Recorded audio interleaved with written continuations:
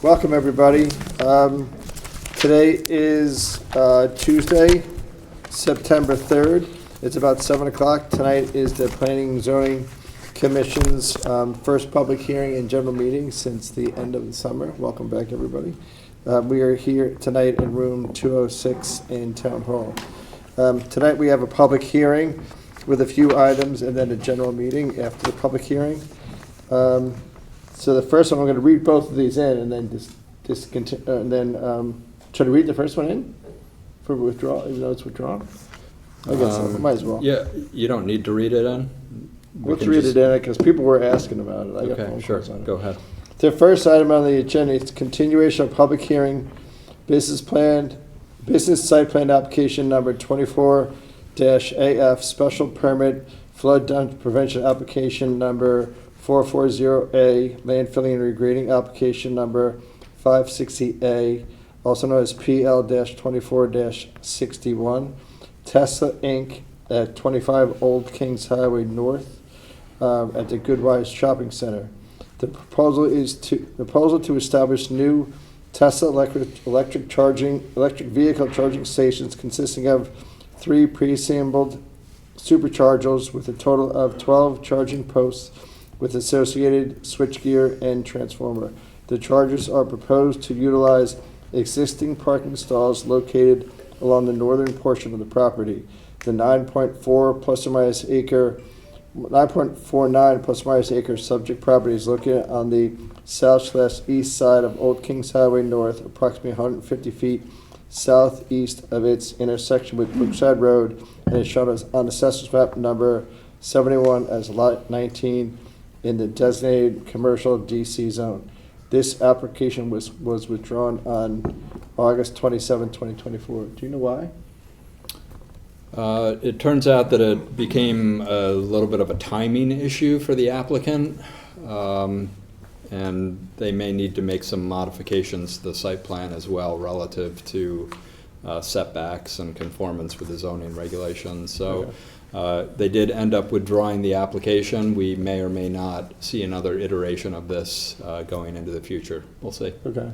Just for the record, this is owned by Earthsat Biddle, which is now Regency Centers. I've done a lot of financing for Regency and some of their other properties. There are Tesla's charging stations at almost at all of the, now I'm going to say called former Earthsat Biddle shopping centers, and they say they're usually on the side and no one's ever parked there, but we should keep pushing for green here, even though people may or may not be buying those cars. Next item on the agenda, continuation of public hearing regarding coastal site plan review number 233B, flood dam prevention application number 261B, also known as PL-24-87, Justin and Lindsay Vinci at 10 Nickerson Lane. Proposal to construct and install a dock consisting of a fixed ramp, pier, and platform, and perform related site development activities within regulated areas. The 0.98 plus or minus subject property is located on the south side of Nickerson Lane, approximately 620 feet west of its intersection with Nearwater Lane, and is shown on Assessor's Map number 52 as lot number 8 in the R1 zone. This application is going to be continued until September 10th, 2024. So if anybody's here for that application on September 10th, 2024, you got to come back on another night. Just as a quick note, another application that's going to be suspended, and I don't want anyone to sit here wait for it. Site plan number 277 is not here? Correct. Right, Fred? That's correct. The Stefanoni application at 57 Hoyt Street will be taken up by the commission next week on September 10th. So it's site plan application number 277, Christopher and Margaret Stefanoni at 57 Hoyt Street. If anybody's here to attend and listen to that application, which is just a general meeting item, we're not going to talk about it tonight, so I wouldn't want to waste your time for 2 hours waiting until we get there. Looks like everybody got the message. Okay. Board doesn't really mind. Next item on the agenda is continuation of public hearing regarding special permit application number 335, land filling and regrading application number 573, also known as PL-24-92, Shiva That's a tough one for me. Vashite and Vale Wayman at 25 Greenleaf Avenue. Proposal to construct a new 75 by 50 pervious artificial turf sport court and perform related site development activities, including the regrading of the property and installation of landscaping. The 3.62 plus minus acre subject property is located on the west side of Waterbury Lane. On the east side of Waterbury Lane, approximately 210 feet north of its intersection with Greenleaf Avenue, and is shown on assessment map number 28 as lot number 6 in the R1 residential zone. The hearing was opened the last week in July, on July 30, 2024. So who do we have today? Fred, why don't you take us out and tell us about this one? Yeah, sure. This is, as you noted, a new 75 by 50-foot artificial turf sports court to be constructed in the rear yard of 25 Greenleaf Avenue. The application was submitted in conformance with sections 1000 and 850 of the Darien zoning regulations under our special permit and landfilling regrading regulations. As the commission recalls, any sports courts within the town do require special permit approval by the commission to evaluate any sort of potential impacts that may occur as a result of the use of the court on adjoining property owners. The application was referred out to Joe Canis of Ty and Bond. He submitted a series of comments on the applications, or on the application dated July 8th, July 26th, and most recently August 22nd. The applicant submitted responses to Mr. Canis's comments dated July 24th and August 22nd. In Mr. Canis's most recent comment memo on August 22nd, he recommended a condition of approval relative to the design of the proposed Coltech units. The applicant from Keith Simpson Associates, or the applicant's representative, I should say, from Keith Simpson Associates, submitted a revised drawing earlier today, which was sent out and uploaded to the application relative to that recommended condition of approval. William Pollock is here this evening at the podium, again from Keith Simpson Associates, to present the application and answer any questions you may have. Welcome, sir. Just state your name and affiliation for the record, if you don't mind, for the reporter. Yes, thank you. Bill Pollock, landscape architect with Keith Simpson Associates. Thank you, Fred. Thanks for the introduction. Welcome. Yes. Okay. So, as Fred noted, the application involves a proposed artificial turf field. Up on the drawing here, you can see Greenleaf Ave is on the west side. The driveway comes through an access way to get to the main residence and the main property. The property itself is about 3.6 acres. The driveway curves up to the main residence here. This is an outbuilding that was constructed several years ago. There's an existing pool and pool house to the south of the residence, and the artificial turf field that we're proposing is to the east of the existing pool in a lawn area that has a bit of a slope, a gentle slope from the north to the south. Okay.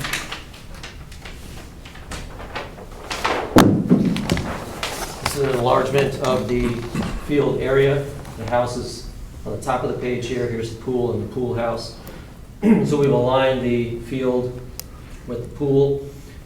We are respecting the setbacks as it's being considered as a sports court. The turf field itself is actually 100% pervious. It's very, very similar to the turf fields I'm sure you all know about on high schools. Know very well. all Mike over the Lee place. paid him for 4 years. Right.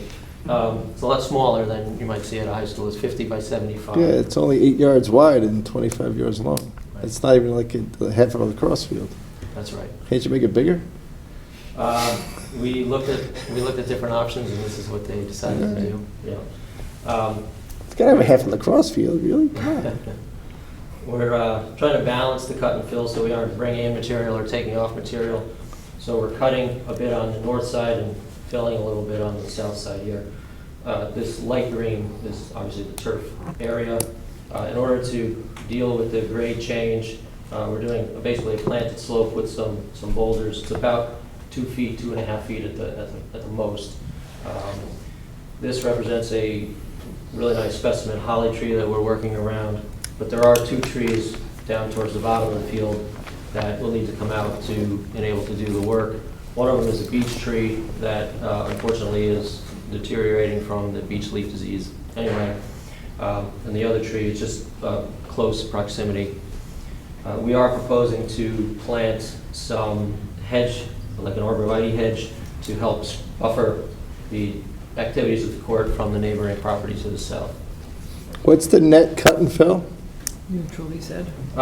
It's Zero. almost half and half, so I have to do them. I don't have the number in my head, but Is it close to 0?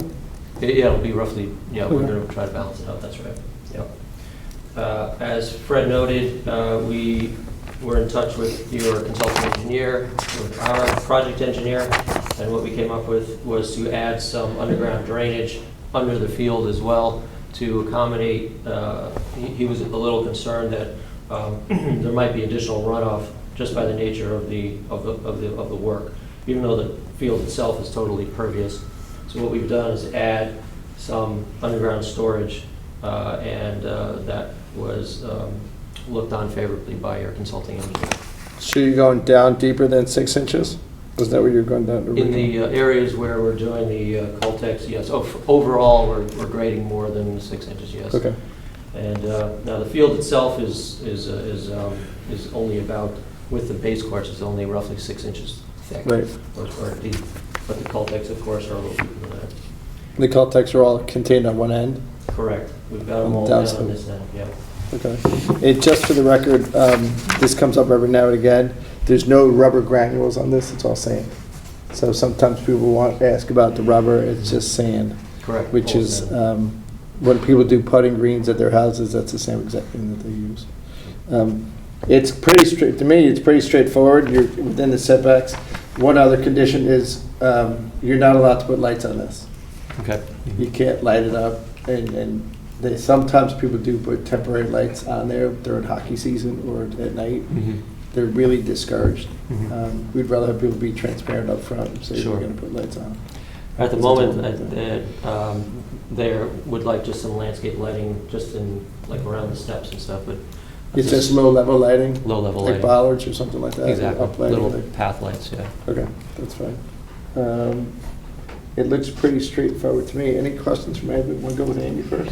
No, you did the analysis that Joe recommended in order to size that Coltech properly? Correct. Okay, because I don't think we saw that. Okay. Yeah, our own project engineer submitted an engineering Yeah. report to Joe. Okay, and the plans that I have here, these were revised, I think, August 14th or August 18th, 2024, and Joe's second to last memo is, I think, July something. Yes. So that makes up for here, and this last memo says everything's fine except for the condition approval, and you took care of that. Yep. And your coverage, again, remind me on this, I'm sure it's well under 20%. The coverage is well under, yes, Yep. I don't have the number in front of me, but I would imagine Yeah. well under Yeah. over 3.5 acres, yeah. Right. Yeah, Okay. I mean, it's Yep. 3.6 acres in a 1 acre zone, and the size of this court is 3,750 square feet. So I think that the size of the parcel is under 0.09 acres. You know what I said? You good, Mike? The shed? Is that legally non-conforming? Yeah, it's not part of the application, so it's been there for a while. It's in the setback line. If they don't touch it, we don't do anything about it. Yeah, that would be a legally non-conforming structure. Pre-existing. And we don't have any regulations that oversee what can be done or can't be done on a sport court with regards to, pickle after X amount at certain timeframes. We don't have that kind of regulations right now. right? It came up when we did the hockey rink Mhm. up off of Baldwin, for Tony Manila, because they was lighted and they were gonna play hockey until midnight. Yeah. You know, these guys aren't proposing any lights, and they're not doing slap shots against the wall. It's not designed for tennis or pickleball, so I guess Correct. it's soccer and It's mostly like football, soccer. blocking, tackling. Yeah, right, yeah, exactly. There you Okay. go. Okay. If you do change it at some point in time, just have to go back, that's all. Right. You good? Jamie? Good. All good? Would anybody in the general population like to speak to this application? Expanding, I'm Colby Wheeler from. you need to come up to the podium if you Sure. don't mind. Just say your name Sure. and affiliation for the record. Colby Wheeler from the Homeowners Association, Waterbury Lane. Fantastic. We were just here to ensure that there was proper drainage and there was no lighting for the court, so we're happy with the changes that were made. Fantastic. We covered the lights, and they've got Cultec systems that are bigger than the ones at my house. Great, thank you. You're welcome. Thank you. We encourage good athletes in this town. Anybody else want to speak to the application? Nope. With that said or not said, enter a motion to approve. Mike makes a motion, Adam makes a second. All in favor? Fantastic. The hearing's closed. We're not delivering anything tonight, are we? When do you want to put this thing in, by the way? Yeah. They would get started as soon as they can. We can add, put it under. Yeah, it's up to the commission. If you want to deliberate on it tonight, we can deliberate on it tonight or move it to the 10th or 24th, whatever works Okay. for you. We might do it tonight. We'll try to do it tonight, but I think it goes fast. Thank you very much. Thank you, appreciate it. Okay, the next item on the agenda is landfilling regrading application number 562A, PL 24-104, the town of Darien, Great Island, 0 Great Island Road. Proposal to cap the previous orchard, or the previous orchard area with 12 inches of clean fill to remediate contaminated soil conditions and to perform related site development activities within a regulated area. The remediation will allow 20,000 plus or minus square foot area to be used for passive recreation. The 61.05 plus or minus acre subject property is located on the east side of Goodwide River Road and Long Neck Point Road and consists of a total of 3 separate lots identified as map number 58 lots 1-A 13.5 plus or minus acres, map 58 lot 1 45.94 plus or minus acres, and map number 58 lot number 1 AA 1.16 acres. The access way in the R1 residential zone. The subject property is accessible via a causeway at the southeastern terminus of Rings End Road from Good Wives River Road. Jeremy, Fred, what do you got? Yeah, so this is the previous orchard area on the town-owned Great Island. The town and Department of Public Work proposes to cap the previous orchard area with 12 inches of clean fill to remediate the arsenic contamination that currently exists on the property. The application was submitted in conformance with section 850 of the Darien zoning regulations under our landfilling regrading regulations. And the application was referred out to Joe Canis of Ty and Bond. We received comments from Joe this afternoon at 5:30, in which he endorses the project with only one minor comment relative to a condition of approval to place mulch or similar stabilization measure should be placed on the slope portion along the driveway to prevent washout into the impervious surface. Tonight we have Ed Gentile of Department of Public Works to present the application and answer any questions that you may have. Hey, welcome, Ed. Please state your name for the record and we'll start. Sure. Ed Gentile, Director of Public Works, Town of Darien. Welcome, sir. Thank you for having me tonight. The application you see in front of you is well described by Fred. I will go into a little bit more detail so you have a better understanding of what the project is. This application is to represent the work in the orchard area on Great Island only. There's going to be plenty more opportunities and applications coming in front of you, but right now, this project is one of the ones that we could actually continue and move forward to start to open up the island to our residents. So this one moving forward is actually going to help do that. Fantastic. The remediation plan is designed to address the soil contamination in the issue of Great Island, but it's located in the old orchard just north of the main house, just before you go down to the beach cottage. If you've been on the island, it'll be on your left-hand side, big open field. That used to be an orchard. The orchard remediation plan is and will follow our soil management plan that was developed by our consultant, GZA. They've been on board since before the purchase was finalized. They did the Phase 1 and Phase 2 analysis on the entire property. We've been using their guidance through this entire process with regards to addressing interior and exterior issues or problems that we see, or identifying problems, or not identifying, clearing some of the areas that we thought were problems.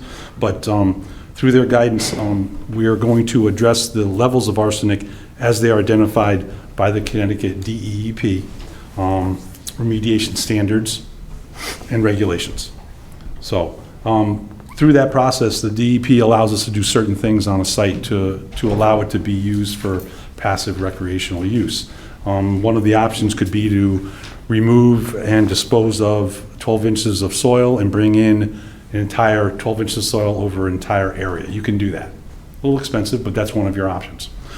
Second option would be to blend the material. You can actually take contaminated soil, mix it with clean soil, place it in situ, and do more additional testing on it. That's an option the DEP allows you to do. And the third option, and the one that we chose, is you can actually cover a section with 12 inches of clean material. Before you put that clean material down, you put what's called a demarcation layer. They recommend a high visible material, which I think a good option, and which we're leaning towards, is the bright orange snow fence that they use for construction. You lay that on the surface and you bring your material in and you put it on top of it. What that's supposed to do is, if anyone was ever to dig there, they'll hit that before they hit the soil that they shouldn't be digging in to begin with. Part of our soil management plan is identifying certain areas. This is one of them that we have to be cognizant of, and we will file and have on file our soil management plan in our office here in Town Hall. The only people that really should be digging out there generally work for me or work for the town. It could be Parks and Rec, but generally there shouldn't be anyone else digging out there. So with that in mind, though, we did come up with some just in cases, right? If someone was to go out there and do certain things, what do we do to protect ourselves and protect our residents? This is what we're doing now with the orchard. During the process of doing this work, GZA representative will be on hand to do all the documentation and testing that's required. And all of that the documentation testing will be put together in a portfolio, if you will, and will be put in the DPW office and kept there. You don't need to file with the DEP, but you need to have the documentation on hand if they come down and ask, and they want to see it. So that was being done. You don't have to put it at the end of the land record? Fred? Maybe not?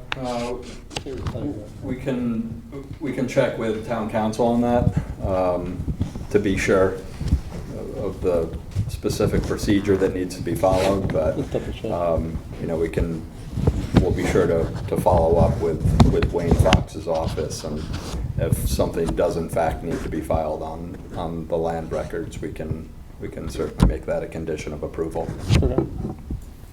Because I mean, you know this, and a lot of stuff that when Darren asks to find, puts his recommendation is, he says, like, you know, make sure you know on a survey, an as-built survey, where all the power lines are, where all this is, where all that is. That's all I'm wondering. That's all.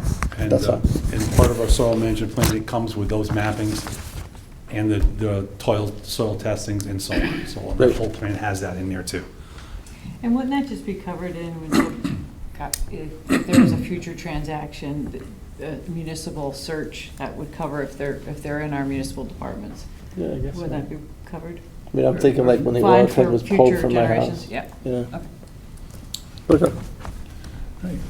Just a little bit more on what we're doing. The remediation project will entail covering the orchard, which is approximately 20,000 square feet, with 12 inches of what we call clean material. The first 8 inches would be native fill. You get that just about anywhere. It does have to be tested before it's brought to the site and then spread on the site. On top of the 8 will be 4 inches of topsoil. Again, tested before it comes to the site, then spread on the site, at which time we'll do turf establishment, which could be seeding and haying, and then we would water it to get it to grow. Pretty simple. But before any of that happens, we put down the orange demarcation layer on top of the already cut, as low as you can, grass, and leave that in place.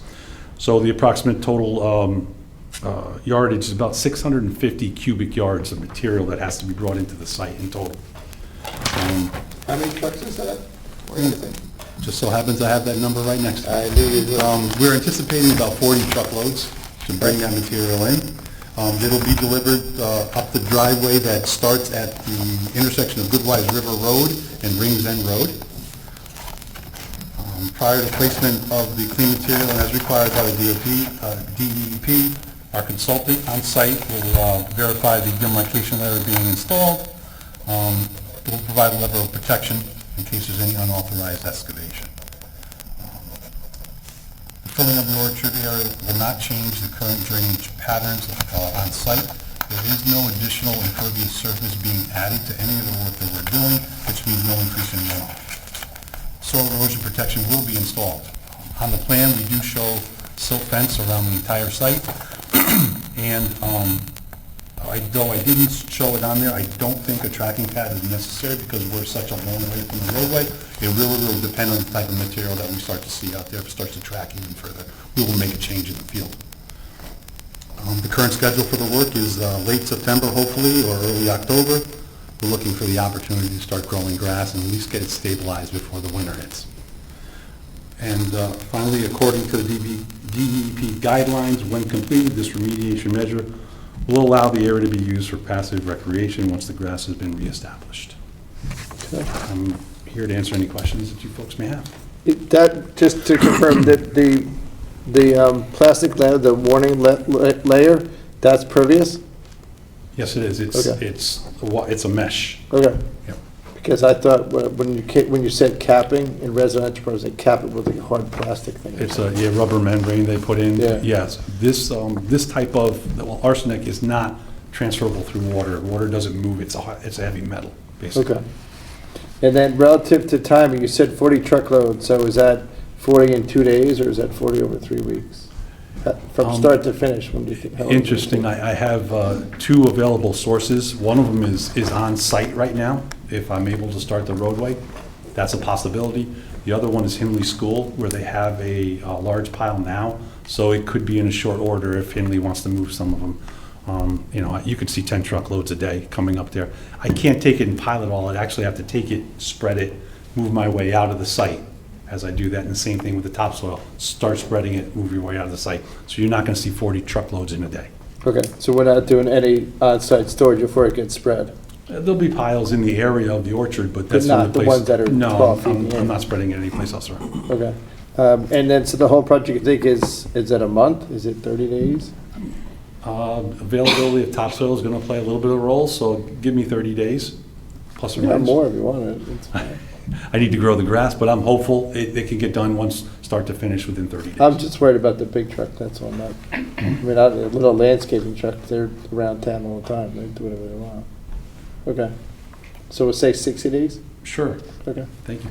all right, I think that's pretty much for me. And then you okay with Joe Canis's part? That mulch or similar stabilization measure be placed on the slope area portions?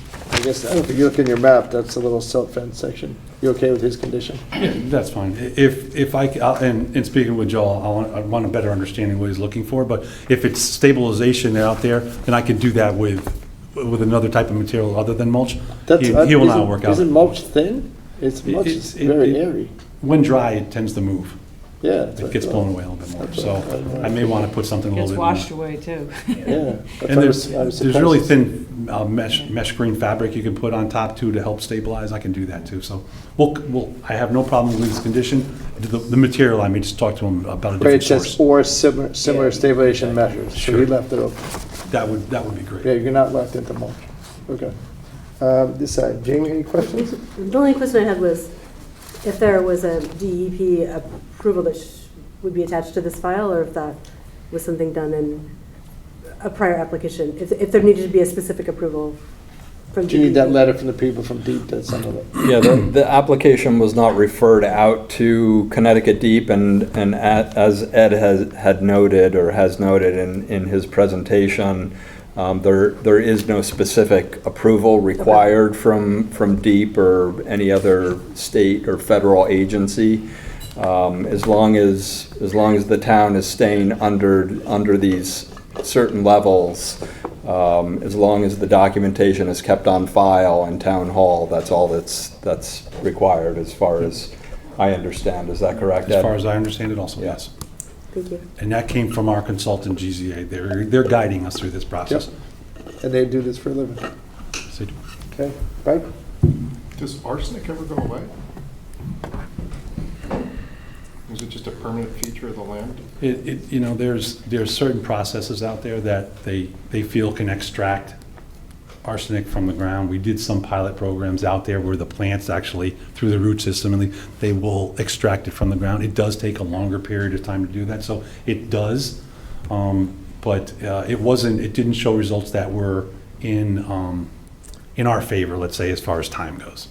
So this process here, though it is capped and out of sight, it's also protected too.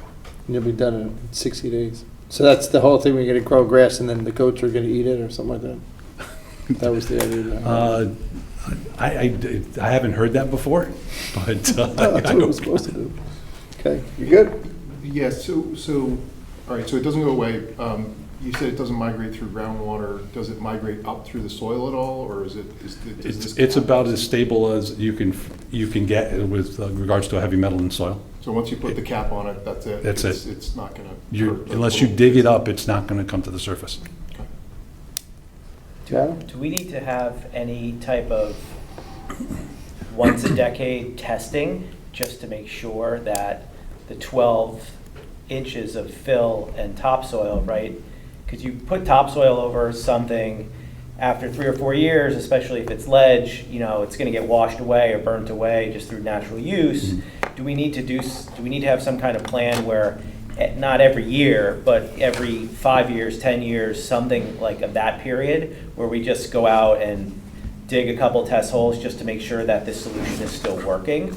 Because I could easily see this is the kind of thing we do now, and then when my 7-year-old is bringing his family to it in 45 years from now, nobody even knew that there was an arsenic field there. That's why I wanted to know if it's gonna be on the land records. But we'll check into that. Or post it on site? I mean, do we I don't know if you wanna do that. put a do not dig sign? Plaque, Little plaque. little plaque, little bronze I don't plaque. know, I mean, is that not, that's not common? It's not I've common, never seen not it. not from my knowledge, no. Yeah. I'm just like, how we have maintenance plans Yeah, filed on the town record yeah, for like, yep.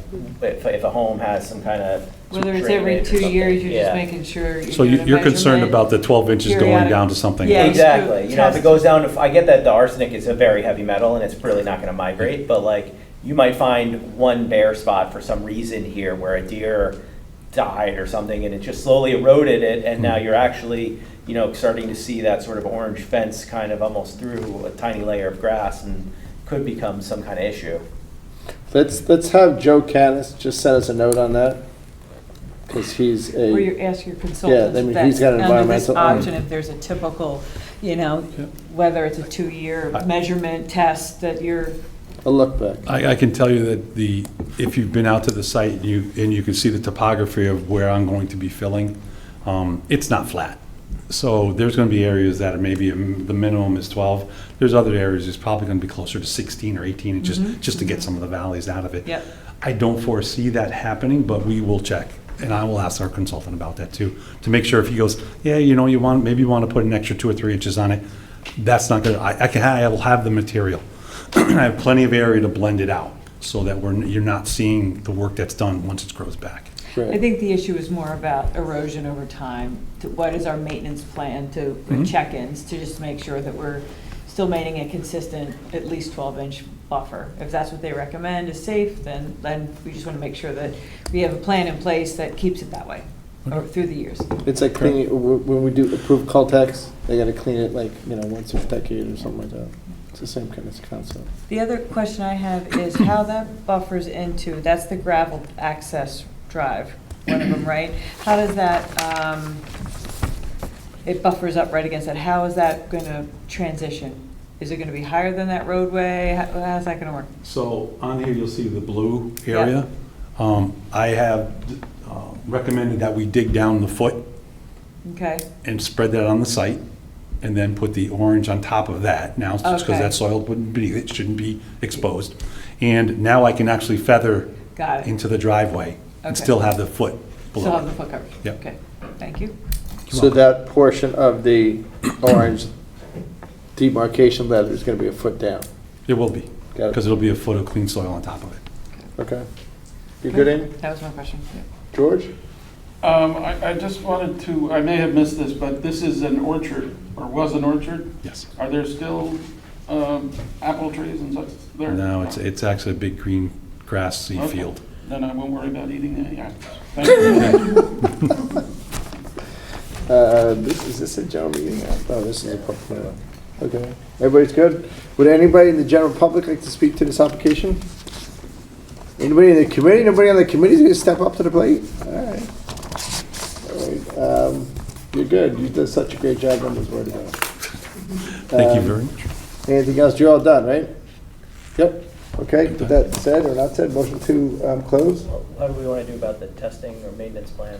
Well, we can We're going to take a deliberate that, recommendation right? from Joe Canis. Yeah, can we What? take that after we close it?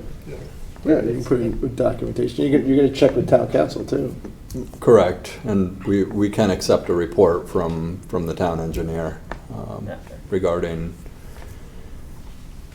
additional measures or, Make it- So whatever your guy does, send it to Canis, and then Canis sends to us, and it makes it legal. Because it goes to the proper channels. yeah, that's right. I'd rather close it than keep it. Yeah, we can close it. Okay. So you made the recommendation to close, you seconded it, Sure. right? Yep. All in favor? Okay, hearing's closed. All right, we will, we're not going to deliberate on this one tonight, even if we do have time to deliberate, because we want to wait till this Canis Yep. comes Yep. back one more time. Thank you very much. Thank you very much. everybody from the Great Island Committee for all your hard work on this. Ross, right, that's good. This gets done. This is back to Fred. Thank you, sir. Okay, next, is that the end of the public hearing? Thank you. Nope, okay. Next item on the agenda is business site plan application number 33 I, special permit, also known as PL 24-112, Darien Art Center at 537 Post Road, LLC, at 537 Post Road. Proposal to establish a new 1,836 plus or minus square foot dance studio operated by the Darien Art Center within the first floor space formerly occupied by the Complete Angler. The 1.36 plus or minus acre subject property is located on the north/west side of Boston Post Road, approximately 560 feet northeast of its intersection with Brookside Road, and is shown on assessment map number 14 as lot 36 in the design business zone. So this is a store that's been vacant for, it's gotta be at least 3 years, with big signs on it for lease. So Fred, want to take us out? Tell us what we Yeah, got? correct. This is the previous space of the Complete Angler at 537 Post Road. The applicant, the Darien Art Center, proposes to occupy 1,836 square feet of that first floor space in that building. From what we understand of the situation, this space will be used for a dance studio, which would be a satellite studio so dance classes occur now in the Darien Art Center, connected here to Town Hall. This would just be another location where they're holding dance classes. The application was submitted in conformance with sections 1000 and 1020 of the Darien zoning regulations under our business site plan and special permit regulations. The applicant also submitted a survey today, which I believe was uploaded to the OpenGov application, which shows the parking arrangement on the site. They also provided us with some additional information relative to the parking situation on the site.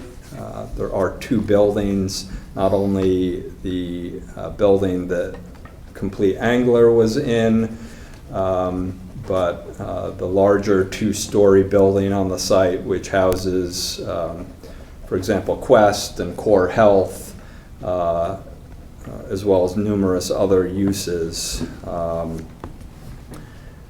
The applicant had indicated to us that the leasee's right to the premises includes the right of ingress and egress from the premises subject to the leaseor's reasonable rules and regulations, and the non-exclusive right to use the front and side parking areas serving the building.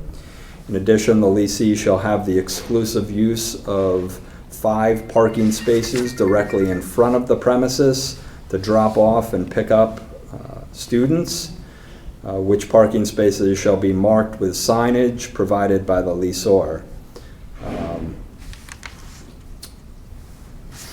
So with that, we have Meg DeLuca here of the Darien Arts Center to provide some additional details and clarification to the commission and to answer any questions that you may have. For full disclosure, my 3 daughters went through the Darien Arts Center Yay. program, and they danced and had a great time. It made me Good. cry every single time. They also went to Walter Schock, and that was a lot more expensive than you guys. Yeah, we're pretty reasonable. So, no offense to Walter Schock, but, you know. He's still dancing. Yeah, exactly. Welcome. Just state your name and affiliation. For the I'm record. Meg DeLuca. I'm a member of the board of directors for the Darien Arts Center, so I'm not with the Darien Arts Center, but you know, Dan and I are both here to talk about this application. Dan's the man on the ground. He's been finding the locations that we've been looking for around Darien, which has not been an easy task. As you can imagine, Darien Arts Center is a not-for-profit. We've been at the Darien Town Hall for eons, and you know, we needed to find some auxiliary space to expand our now burgeoning and expanding dance program, which we're super excited about, and we have our dance director over there, Claire. Claire took over and is really raising the level of dance, and we want to, you know, expand the program for that reason. Well, So- his 2 daughters are also in Irish dancing. Are they? Are they over in Stamford? Yes. Yeah. That's a good program. So in any event, we did do a lot of searching for space, and we really struggled in terms of pricing and whatnot when we came upon the space at, is it 537 Boston Post Road. And the landlord there has been very willing to work with us on providing us with a reasonable rental for that space, considering the fact that we are a not-for-profit and we offer dance classes at a reasonable price, as you can attest to. So, so what we're trying to do here is bring in dance classes to that space, assuming that we will be using the space primarily during after-school hours, because obviously we cater mostly to school children who don't get out of school until starting at 2:30. So we intend to have classes 5 days a week between 3 and 8 p.m. typically. Those classes would be staggered to allow for drop-off and pickup, because most of our students don't drive. So there's not actually a great, yeah. believe it or not. There's not actually a great deal of need for like full parking during the course of the class. Most people will leave, and we're in such a fantastic location for parents to be able to run errands from our space if they came in and dropped off their kids, which you can't say for a lot of locations. We're also so properly located that moms who have kids in like soccer across the way at a field on the other side of town can like make it back and forth in a reasonable amount of time without leaving their little ones waiting. So that's why we're so happy about the space, because it's so perfectly located for us. What else should we be talking about? Well, I think you've covered it. Do you think so? Okay. Do we have any? There's a couple snowball questions. Okay. How many kids per class and how many instructors? We're going to have, we don't know exactly because we haven't set up the classes yet, so they're going to start out smaller than we hope they will be ultimately. Our guess is that we're going to have a maximum of 16, not guess, we're probably going to have a maximum of 16 students per class. We typically have one adult instructor, and we may have a child teenager assistant instructor for those classes. That's the typical way that we staff those. To my remembrance, most moms carpooled with somebody. There's a lot of carpooling, yes. Right. Not with the very littles. Our petite dancers, as we call them. Trust me, I had a million. I cleaned the garage. I got a million of those outfits in my garage still. Okay, The so other nice thing too is the parking there's lots of parking. there's a and lots of gazillion space. parking spaces. What Yeah. is considered the front drop-off? Is that what's on Boston Post Road, or is that actually behind? There are 5 spaces literally outside the front door of the building. And what we have asked the landlord to do is to give us those spaces with an actual pickup drop-off sign. That's not don't sit here and chat with your, the other moms. This is to get your kids. We're going to be really enforcing that they have to come into the building and pick up their child and bring them out to the car, because sometimes I've heard, I haven't seen, but I've heard that has not happened. Yep. And we are also going to be enforcing with the teachers that they have to like escort the children and give them to their parents in the front And entryway. again, when you refer to front, you mean the one that's... It is on the Post Road side, yeah. The existing There's no other Yeah. means of egress from that there was premises. a ramp in the back. That- Was... There is a staircase, Yeah. like a fire stair on the Yeah. back door, but it's the driveway there is owned by the folks that own the consignment shop, so it's not something we can just use. Got it. Yeah. Okay. And that goes that question. Okay. Can I ask a quick question? Are those 5 parking spaces in front the only parking spaces that are part of the lease agreement by tenants? That's an exclusive use. Exclusively. Yeah, but we can use, it said side and front, but there's also a ton of parking in the back, so I'm I just don't thinking know. of that the use would change for some other. Right, but going back to my point earlier, it's a drop-off program. I mean, I probably picked up my kids in 12 years doing it twice, because it's all school hours. But it's not like you're not having 16 moms parked there. No, never. And taking 8 spaces. You might have maybe one. Yeah. You got one instructor and one teacher. And it tends to be that the parking and they know exactly when to come to pick up their child. The times when it does get to be a little longer is when you have older kids whose classes might run over because they have a performance or something of that ilk. And then sometimes you'll have people waiting, but those classes don't even get out until 8 o'clock later in the evening, when it wouldn't impact any of the other businesses on the premises or closed. traffic or anything like that. And correct me if I'm wrong, I bet you that the little kids go at 3 o'clock and the older high school kids are. Well, the little kids don't get out of school till 3:30, remember? So they are, we have like more like middle school classes because they get out earlier at that earlier slot. And then we have the little kids, and then we have, our petite dancers in the morning are usually in the Weatherstone here. And then at the later shift ones are, your teenagers and people like that. Okay. Jamie, you good? Yeah, Any it's questions? you're planning to divide it into 2 separate studios. We're still working on how if that's going to be possible. That is not a done deal yet, because we have to have appropriate, we need to have appropriate soundproofing, because we have music being played in 2 different locations.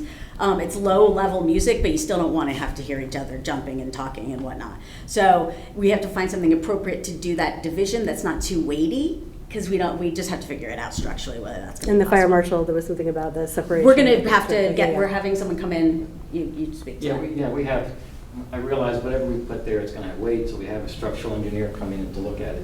But if there were two separate studios, you would Oh, no, stagger I'm the sorry. time, you would stagger the start times, so it Oh, wasn't. yeah, we're staggering the start That times no was matter what, Kind of what I yes. was getting to, yeah. Yep. Because you're talking about folding walls, what you're probably gonna do. Yes. Yeah. I got a guy. I got a Yes. guy. You have a guy? Yeah, I got a We guy. need him. Mike? Or- So is there anything on the second floor? I'm sorry? Is there anything on the second floor? Karate on top, second floor. Yeah, Second second floor floor's is a karate. karate studio. So I think they're going to be louder than we are, actually. But not better looking. You good? Good. You got any daughters? Really? Oh, you got We take baseball boys sons. too. They got boys. That's true. George? All set? Amy? Good swimmer. I think I'm good, yeah. Good. All right. This is pretty straightforward. I must say that you did a fantastic job with your parking study. Oh, thank you. That was my You know, daughter and I took Yeah. those pictures. You did 2 different days and 2 different times. His daughter here, she could No, crash. she didn't go. She's waiting. You know, so the parking's there. We've all been by it. The Quest Diagnostics people, you know, those guys are like 7 to Yeah. 11. I think there's a bank in there, M&T Bank. I think they're closing and relocating. So it's, you have nobody's driving there. You have no parking issues and you get drop-off issues. And relative to the signs that say, you know, parking only for these guys, we have that all over town. Yeah. That's not unique to your building. With that said, enter a motion to close. George is in the game. I think. George is in the game. Amy, you got a second? Sure. All in favor? Motion to close. Okay. We might try to deliberate on this one tonight. Awesome. Thank you So so you much. probably wanna We're get- hoping to get started. So. You were hoping to get started by October when all the little kids can sign up. Thank you. Because I think, when's the recital? Christmas, right? We have the Nutcracker coming up. There you go. All right. Great. It's serious stuff, man. You should see these pink outfits.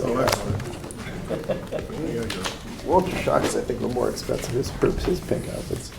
All right, next item on the agenda. They have a blast. Next item on the agenda is special permit application number 337, also known as PL 24-113, Doe Cherry Chocolate LLC, Great Court LLC at 878 Boston Post Road. Proposed to establish a new 1,025 plus minus square foot chocolatier, is that how you pronounce it? Yeah, I think so. Within the first floor space formerly occupied by a 2NEI1 Nail and Spa. The 0.24 plus minus acre subject property is located on the east side of Boston Post Road at the northeast corner, formerly formed by its intersection with Mechanic Street and is shown on Assessor's Map number 71 as lot number 8 in the Central Business District CBD zone. This is a vacant store unit that's got a sign out front right now that says released by Jody Dowsley, Cushman & Wakefield. It's better known as nowadays the Heights Pizza Building. So it's 2 doors down, it's gray in the front, it's got 2 floors of apartments above. Fred, what else do we have? Yeah, you're right. It's right next to Heights Pizza. The space is 1,025 square feet, and the applicant proposes to use the space, the front of the space, as sort of a retail chocolate shop, and the back of the space to make the chocolate and prepare the chocolate into what they're selling at the front. We've been told that there's no venting necessary. They'll only be using a hot plate in the back to heat up and temper the chocolates. The application was submitted in conformance with Section 1000 of the Darien zoning regulations under our special permit regulations. It was referred out to the fire marshal's office.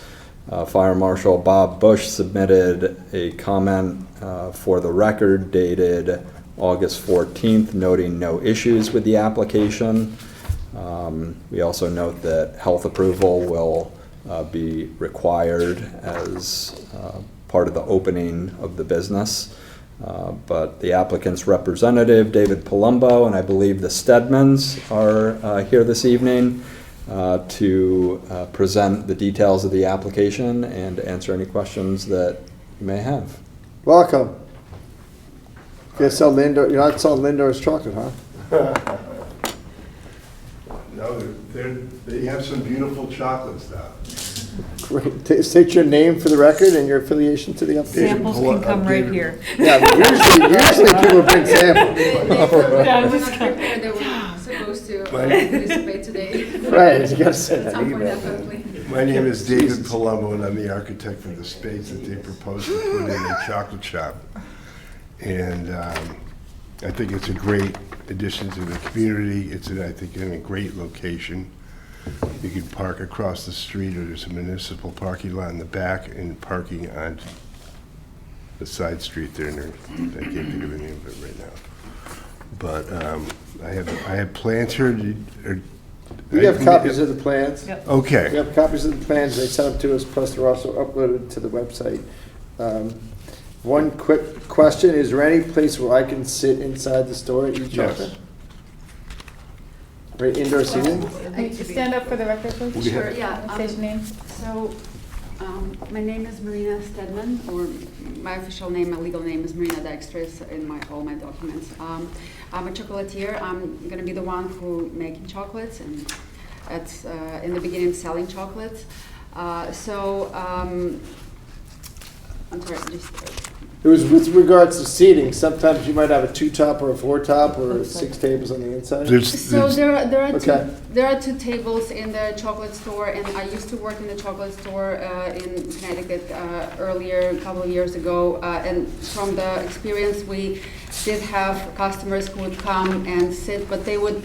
It was mostly for waiting while your chocolate. It's a good thing, it's not a bad thing. I know, yeah, but people usually don't kind of sit and eat chocolates in the store. They mostly kind of, maybe kids, they would wait until, parents would choose anything, or, But yes, there are 2 chairs, 2 tables with a couple of chairs in the area, yeah. Okay. So we should probably just note that there's, 6 seats, is that right? Ian? Looks like Yeah. 4. Looks like there's a table with 2 each. 2, Right. yeah. Okay, 4. Yeah.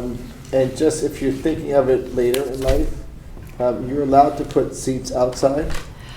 We would love to. I don't know if that would be requiring another permits, but would be great to have a couple of tables there, and maybe again later as we expand, Right. would add some ice cream or some refreshments. And they have for the little, what's the use of the little pocket park on the There's end? a pocket park in the Yeah, end, which is it's very Heights nice. Pizza's parking lot? I Yeah, mean, Heights yeah, Heights so- Pizza's. Yeah. Yeah, I don't think it's specific, that's a landlord tenant issue. I'm not sure if, again, I don't know if we're allowed to use that space, but like even like a little bench next to the entrance would be great, But again, I don't know if that's allowed. Because if you want to do that, we're kind of going out of order, because this is kind of a simple one. You're allowed to do that, you just have to tell us in advance, that's all. And I think the regulations, they're never going to get up to 16, right? There's 16, and we have to. I could revise the drawings and just Right. include a bench in this front? Just the bench would be great, Right, up to 16 outdoor seats are permitted Oh, okay. under the regulations. Yeah, I think your Yes. landlord might blow a gasket, but that's Kind of crowded. You want, how do you want to handle that? If you want to revise the plans with the seat, you want to keep it open, or can we close it? No, that's coming. There's state statute that there's also in effect that allows for outdoor dining as of right.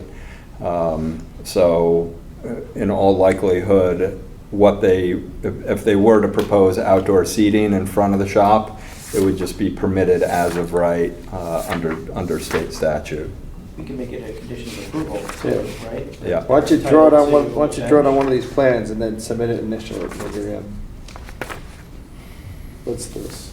Does ARB still approve them outdoor seating? Yeah, but Yes, yeah, good point. Yeah. I could revise it. Yeah, good point. Email it to you The tomorrow. architectural review board would need to review any outdoor seating and, or umbrellas or Or a signage. simple bench, Yeah. Right. The bench, they have to. I think it's a bench. Don't we supersede? Again, we were not planning on having like dining I'll just here. try to help you be successful, that's all. Okay, thank you. Seriously? Yeah. And there's a great flower shop right next I here. know, yeah, Oh. Flowers it's a and beautiful chocolate. spot, and, yeah. It Saying- is. Valentine's Day. The woman. And a great flower dessert shop. after You want a each wine store next door? You want him to draw events on one of these drawings Yeah, now, right yeah, now, yeah, right now. right now. This way we don't have to keep, we don't want to keep this open another week just for a drawing of a bench. Yeah, do it here, on this one. And then, because we can accept documents now, but if Okay. we keep it open, then you gotta come back next week, do this Yeah. whole same Yeah, thing. that would be. Then it delays you another week, another week. Here, where's the, okay, come and draw it on this one. Just put a bench. Yeah. So draw it on there, by the front door is a bench, and then initial it. Okay. While they're drawing new plans, any questions, Jamie? Yep, that was all I have. You good? Upgrade. I knew that. I'm good. I don't know if they're in application, just also Hours. wanted to clarify that, so the area in the back, the production area will be seen for the visitors, so they can see how everything is made, and at some point it will be open for classes and events for the kids and birthday parties, so it'll be a kind of a That'd be active great. space. Your hours? So we were planning on days from Tuesday till Saturday and from 9 to 7 or 6 maybe. So we're still kind of thinking. Pizza parlor's open till 10. So no We got there Sunday. 9:59. I mean, I would keep it open until the last train comes in from the city, you know, to apologize to your wife coming late for the dinner. But you know, but Smart gal. Everybody's got a family tonight. maybe we might have to kind of. On Yeah, on those time trains, they're slots to long work. asleep. Sounds really, Better get a liquor license. I mentioned. I just Oh, mentioned- okay, all right. just mentioned the classes. Well, funny you should ask that. I wanted to know about your wine cooler. I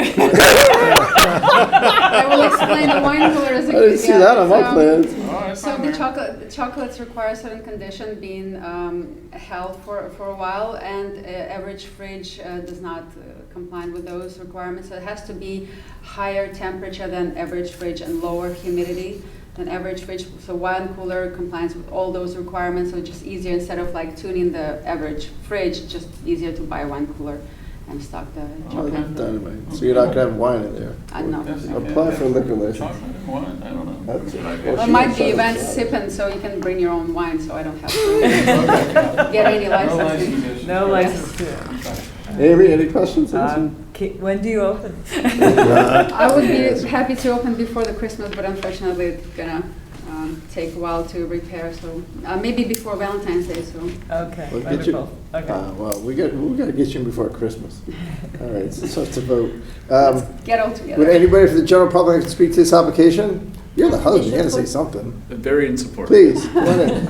Arpita Michal, here for another Just come up application. to the podium, just give us your name for the record, if you don't mind.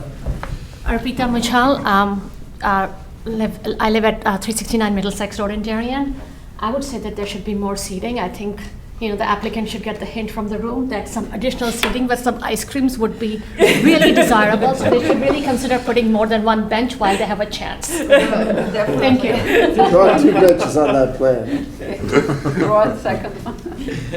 Yeah, block the door. Anybody else, we good?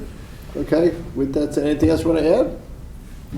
No, I just want to thank Fred very much for your time and that he took to push this forward. Yeah, Thank of course, Sure. fantastic. Okay, with that said, entertain a motion to close. Mike makes a motion, looking for a second. Jay makes a second, all in favor? Okay. We're gonna try to deliberate this one tonight too, to keep this process moving. I'd like to see you open by Christmas. Thank you so much. I got a lot of gifts to buy. There's a wine store.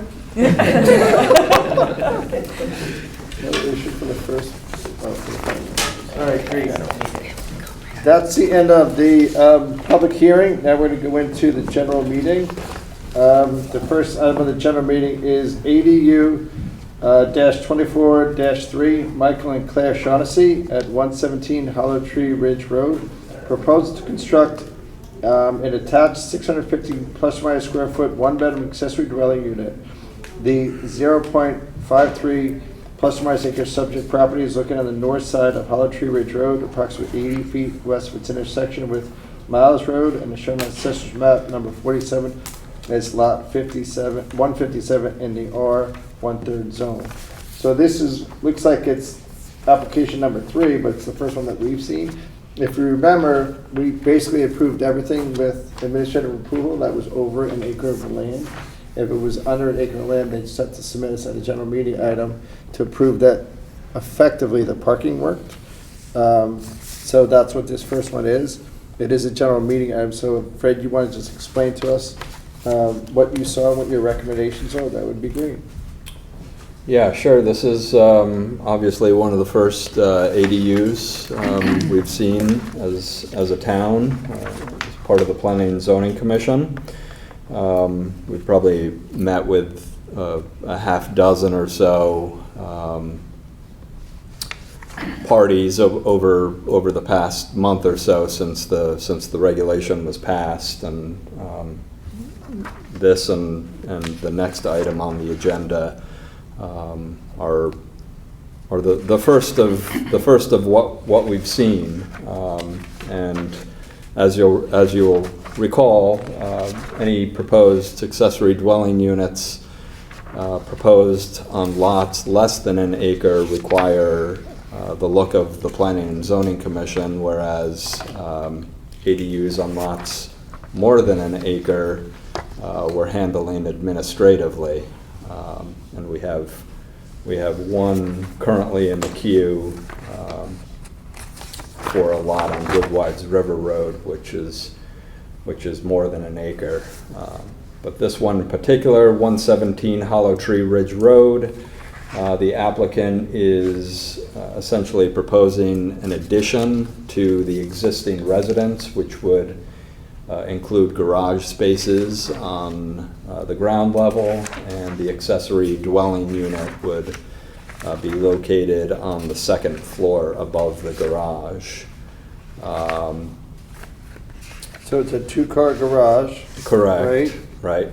And the 2-car garage would not count towards the square footage of the accessory dwelling unit. It's just simply an addition to the residence. Yep.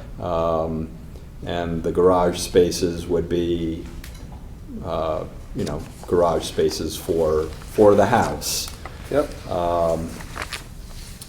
The applicant proposes to establish a 650 square foot accessory dwelling unit. The size of the principal residence is 2,420 square feet.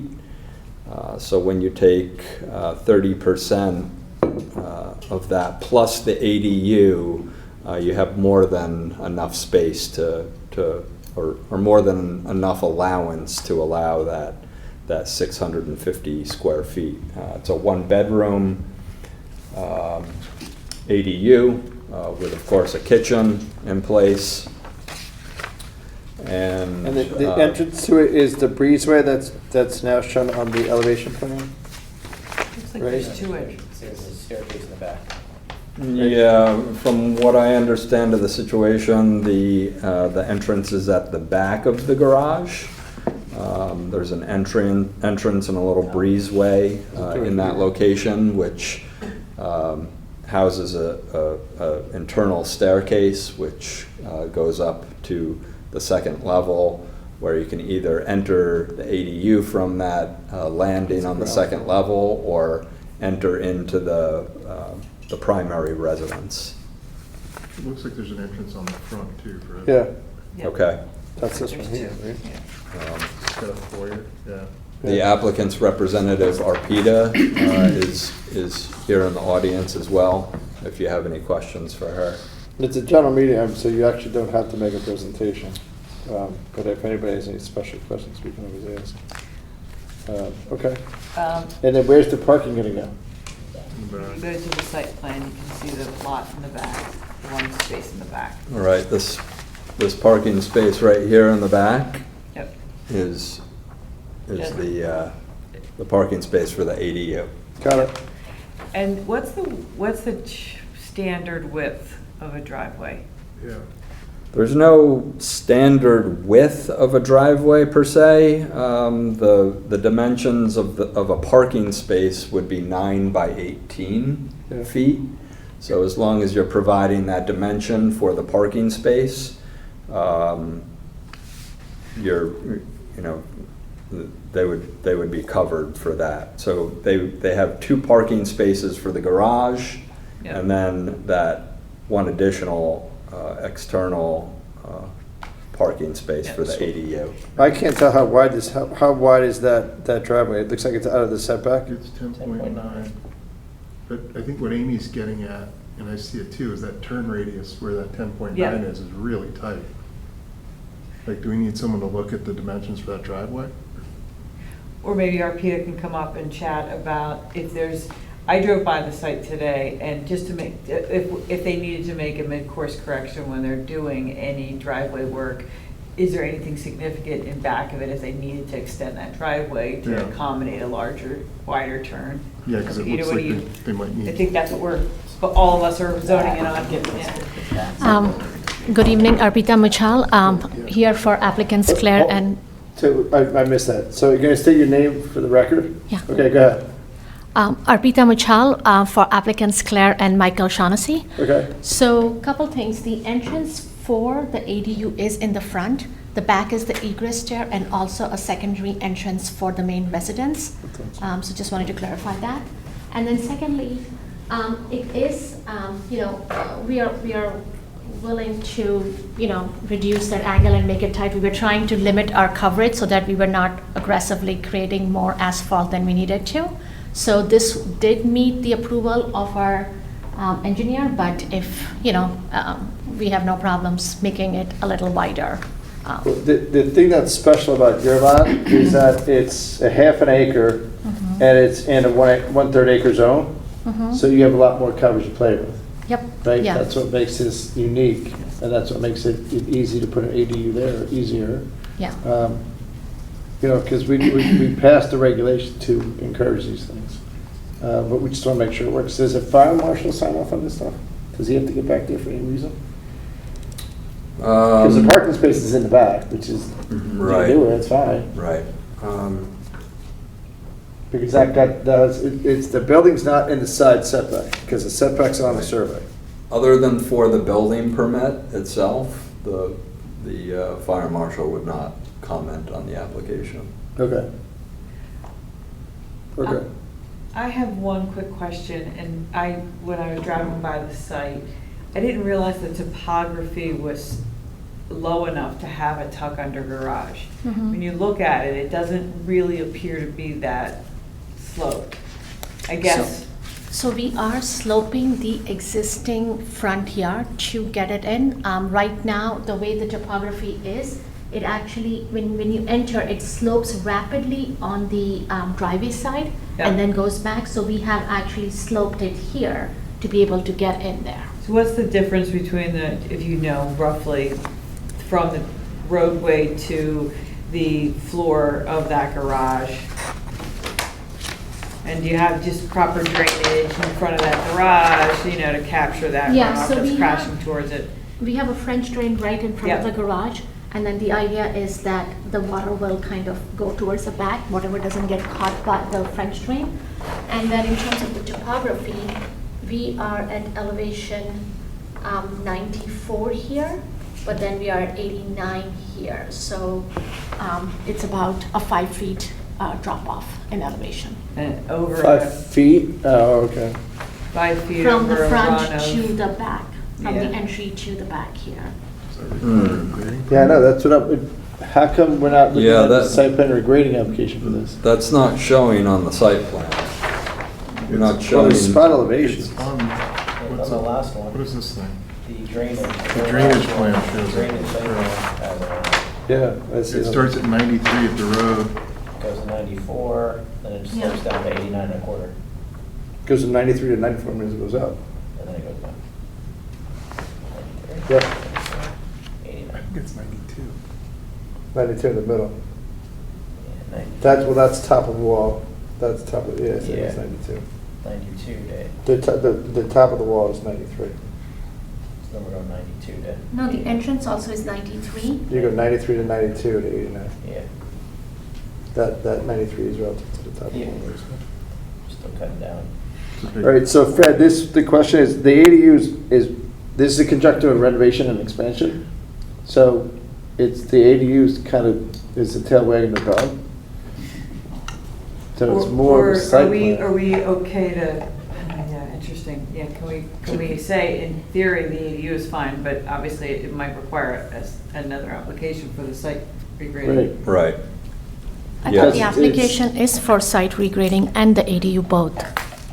That's not what that's not what That the, would have been a public hearing.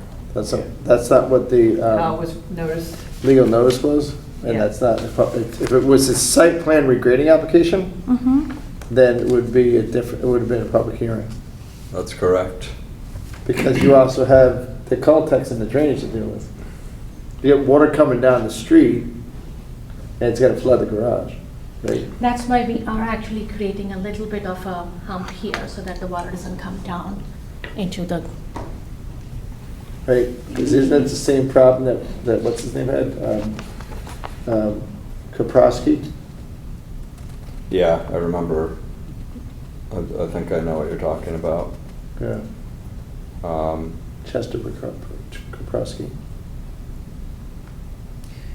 So Do we the, flag it? the, cr- the criteria that triggers the regrading permit is if you're changing the grade by more than 6 inches, if you're you're taking in or importing or exporting 20 cubic yards of material, or regrading the property within 15 feet of the property line. so we made an application for both the regrading and for ADU. I mean, something must have dropped, but we did make the application for both because we are meeting both criteria for the regrading permit, because we are grading for the driveway as well as, you know, more than 6 inches here. We are Yeah, not. that's something I was thinking, it's more than Yeah. 6 inches. Yeah, exactly. So, Okay. I don't know what happened, but. He's got it, it's in there. Yeah, it's in the file. But neighbors may be interested. But the problem I think we have for this evening is that it wasn't noticed properly, where it wasn't as a public hearing, given the opportunity for neighbors to Yeah, weigh because in. we had actually reached out also to understand when we had to do the public hearing, because this was the first ADU application Right. that I'm doing in the town of Darien. So we were told that, you know, it'll be after or we'll be notified. So we, honestly, it was also summer, so. Yeah, I think it's more on us than it is on you guys. I don't think. So what do we because do now? That's good, It's got to be renoticed. It's gotta be this, we can, well, I mean, we can kind of sort of approve this now, but we have to approve the other thing. Right. And you're putting the cart before the horse. Yeah. I think we can ask any questions to see if we have any, I don't have any issues with regards to the ADU qualifications, the site work. Right, and the You just want to make sure the neighbor has an opportunity, you know, because they're regrading right up to that line. Correct.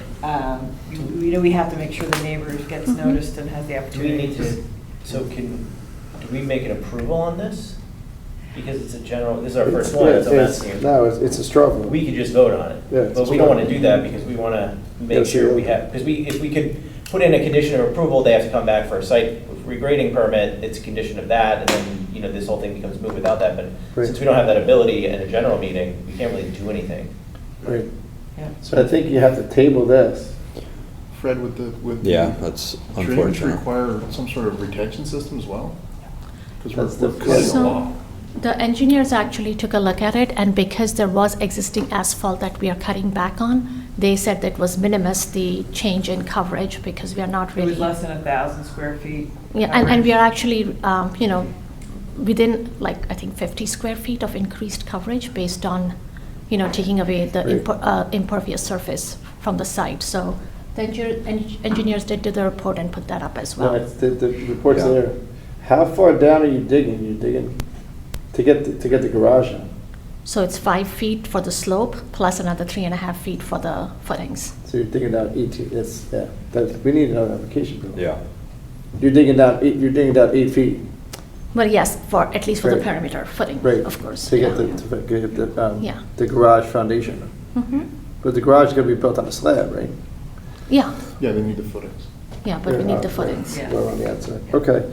So I mean, just the to be honest with- perimeter of the garage will have to be dug, which is, Right. yeah. To be honest with you, I think it's our fault, not your fault. Sorry about that. So when can you hear us again? Notice. 10 days notice. And Well, there's a minimum notice period Right. that you have to, and Fred can give you the guidance on the timeframe before the next hearing, public hearing, noticing it within the window.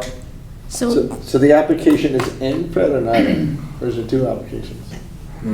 I mean, the application, we can consider this application as in, yes, as So it goes to the accepted. top of the list. So, you know, we can fast track the application, but there's still, You have to do the you know, public notice. noticing requirements and a butter notification. And making butter sure, notification, yeah. first thing, to make sure her studies are in fact everything we need for the site Right. regrading application. Right. If there's So- any additional studies on that needs to get done, or So- not. So you have to notice the abutters yeah, of the date of the hearing. So you have to give her a date of the hearing, and then she notices the abutters by certified mail, and then you get some Right. papers. I'll have to work with you, Arpita, on this. Sorry okay. about that. I have a request, if that's possible. If it's possible to at least approve the ADU as you were discussing, then we can go ahead and at least start getting bids for the project and start moving the things along, while with the condition that we have to get the site regrading plan in place. We technically can't vote, it's not a vote issue anyway, but we Okay. technically can't vote on it, but I don't think anybody here has said there's any issue with the ADU, Okay. right? So if you want to start ordering kitchen parts and stuff like that, bathroom parts, you're more than welcome, but, you know, in terms of getting bids, if for some reason we change the grading or the drainage, We'll keep that out. We'll keep the landscaping site work out of the bids, but I can at least get the main you structure can, bid yeah, out you can because. do the, you can. I think it's a very thoughtful design with regards to the two foyers coming in and access in both. I Yeah. think it's a very thoughtful design. And if I may add, this was like the perfect, this is the perfect client for the ADU. When we realized that you guys are approving it, Yeah. it was fantastic because it Yeah, no, I really think helps it's our it's parents. exactly what these Yeah. regulations are designed for. Yeah, So, no, it's great. good job on the design, for sure. Thank you. Okay, so I apologize, we have to table it. I'm wondering if we Um, can avoid a peer review of the engineering thing? Or do we have to add that to the calendar? Does I mean- Darren ask if I do any more? I think No, everything's he set. doesn't. I mean, Joe Canis would You turn around in one day. would look at it. Speed track Yeah, it. Yeah, Okay. he would look at it. Yeah. That doesn't add much time. I really to it. appreciate that. Yeah, no. She's She's it's- driving a few times a week to Queens to see her See your dad, mother? so. Oh, Yeah. yes. Someone's So- Yeah, That's okay, it's all right. You're more than welcome if you want to. Yeah, Claire Shaughnessy. Yeah, the point of Just the so your ADU. name, you're just naming you're the applicant, I guess. Yeah, Claire Shaughnessy, the applicant. The purpose of the ADU is to have an independent space for my parents, 87 and 85. Because, yeah, my father had a health event and I've been going 2 days a week and needing to find a way to support them, but they still really value their independence and want it. And this will And get the them to- time is of the essence. Yeah. Yeah, for sure. Keep the project moving forward. Yep. Yes, Okay. thank you. That's why we designed the regulation. This is going to slow you down a little bit, but don't let it slow you down too much. Okay, I appreciate Yeah, that. This is Okay. exactly what we, Thank you. we put these, yeah, this is what we designed this for. Yeah. so. Yeah. Okay. Okay, so we'll put that on hold. It's not really a hearing, but whatever. It's just fast tracking, Yeah. all right? we will. Steve, for the record, you just want to ask if there's public that was here? But there's a general meeting on it. Oh, that's right, Yeah, okay, sorry. doesn't matter. So for future reference, generally, we'd have these discussions. If we wanted to stop it, we could vote to stop it, but we don't need to vote to approve it. That's Right. it. Yeah. We typically take straw votes on general meeting items. Mhm. And, you know, they're off to the races. There's no resolution. So- on general meeting. Okay. Yeah. But ultimately, somebody has to sign a permit. and Yep. Right, which is, That will be based on what we say at the general meeting. right, Okay. yeah. Okay, sorry about that. Thank you. Thank you. All right, next item on the agenda, ADU-24-5, Nay, I think it's from Hang, and Christopher, it's close to Deloitte. You got it. Is that close? Good. Nice. 15 Bridgeview Avenue, proposal to construct a detached 638 plus or minus square foot, one-bedroom accessory dwelling unit. The 0.18 plus or minus acre subject property is located on the south side of Red Jew Avenue, approximately 230 feet west of its intersection with Jackson Place, and is shown on Assessor's Map number 8 as lot 87 in the R1/3 zone. So it looks like this is a legal non-conforming lot, because I'm pretty sure .8 is less than a third of an acre. Yeah, that's correct. And it's also under an acre, so same thing's gonna lie here. What we're gonna prove, it's gotta prove to ourselves that it works.